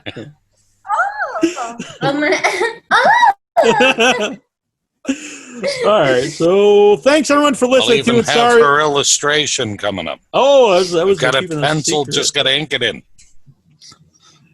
Having new ones for the three. Oh, cool. Yes, there will be new caricatures of the three of us coming to the website. I can't wait to see that. That should be fun. And it's good to see Brian and Lo again. Thanks for having us on, Neal. Yeah. It's great to meet you, Troy. Yeah. You guys take care. It was great having you. We'll do this again. All right. We will. And But I'll bring a the different dog list. back. A different list, though. We won't do the same one. Let's do the same list again. And see, this time I'm going to put 43 things on my list instead of. I know the secret now. Thanks, everybody, for listening. And sometimes I miss the comments. I apologize, but thank you guys. Yeah. All right. Oh, and there's a double header this Saturday, so tune in. There's going to be Strange Nature eco horror movie. It's very cool. Then a live Q&A cool. on that, and then after that is I haven't even seen this one yet, but it's Angry Asian Murder Hornets. I love the name. By Dustin Ferguson, and I think they're very different films. I don't think that one's quite as serious as Strange Nature. I could be wrong. Maybe it's a very very realistic movie called Asian Murder Hornets, but I don't think so. But anyway, it'll be a good time. All right, now we can say bye. All right, bye. Bye. Bye-bye. Thank you all. I know. So we've decided to. Yes, Oh my gosh! boingy, boingy. That is so Say cute. hi, Nido. Oh. Oh man. He's a little peanut. He looks like a Sorry. He's stuffed off to bed. animal. Nice. Good night, Nido. What was that? Neil, do you know It's past how his old bedtime. he is? 8 weeks. 8 weeks. Yeah. And when he walks, he still kind of wobbles. He's not like completely steady. It's so cute. And then every once in a while, he'll flop down. He's gonna get big quickly, huh? Yeah, his paws aren't as big as the other two dogs when they were, because I met the other two dogs when they were puppies too. So I don't think he's going to grow quite as big as they don't get real big anyway. But I remember their paws were seemed to be a lot bigger. I think he'll be the smallest of the already three. sad. Like his puppyhood's done so soon. I had to check Neil's pockets after I brought him over to visit. Aww.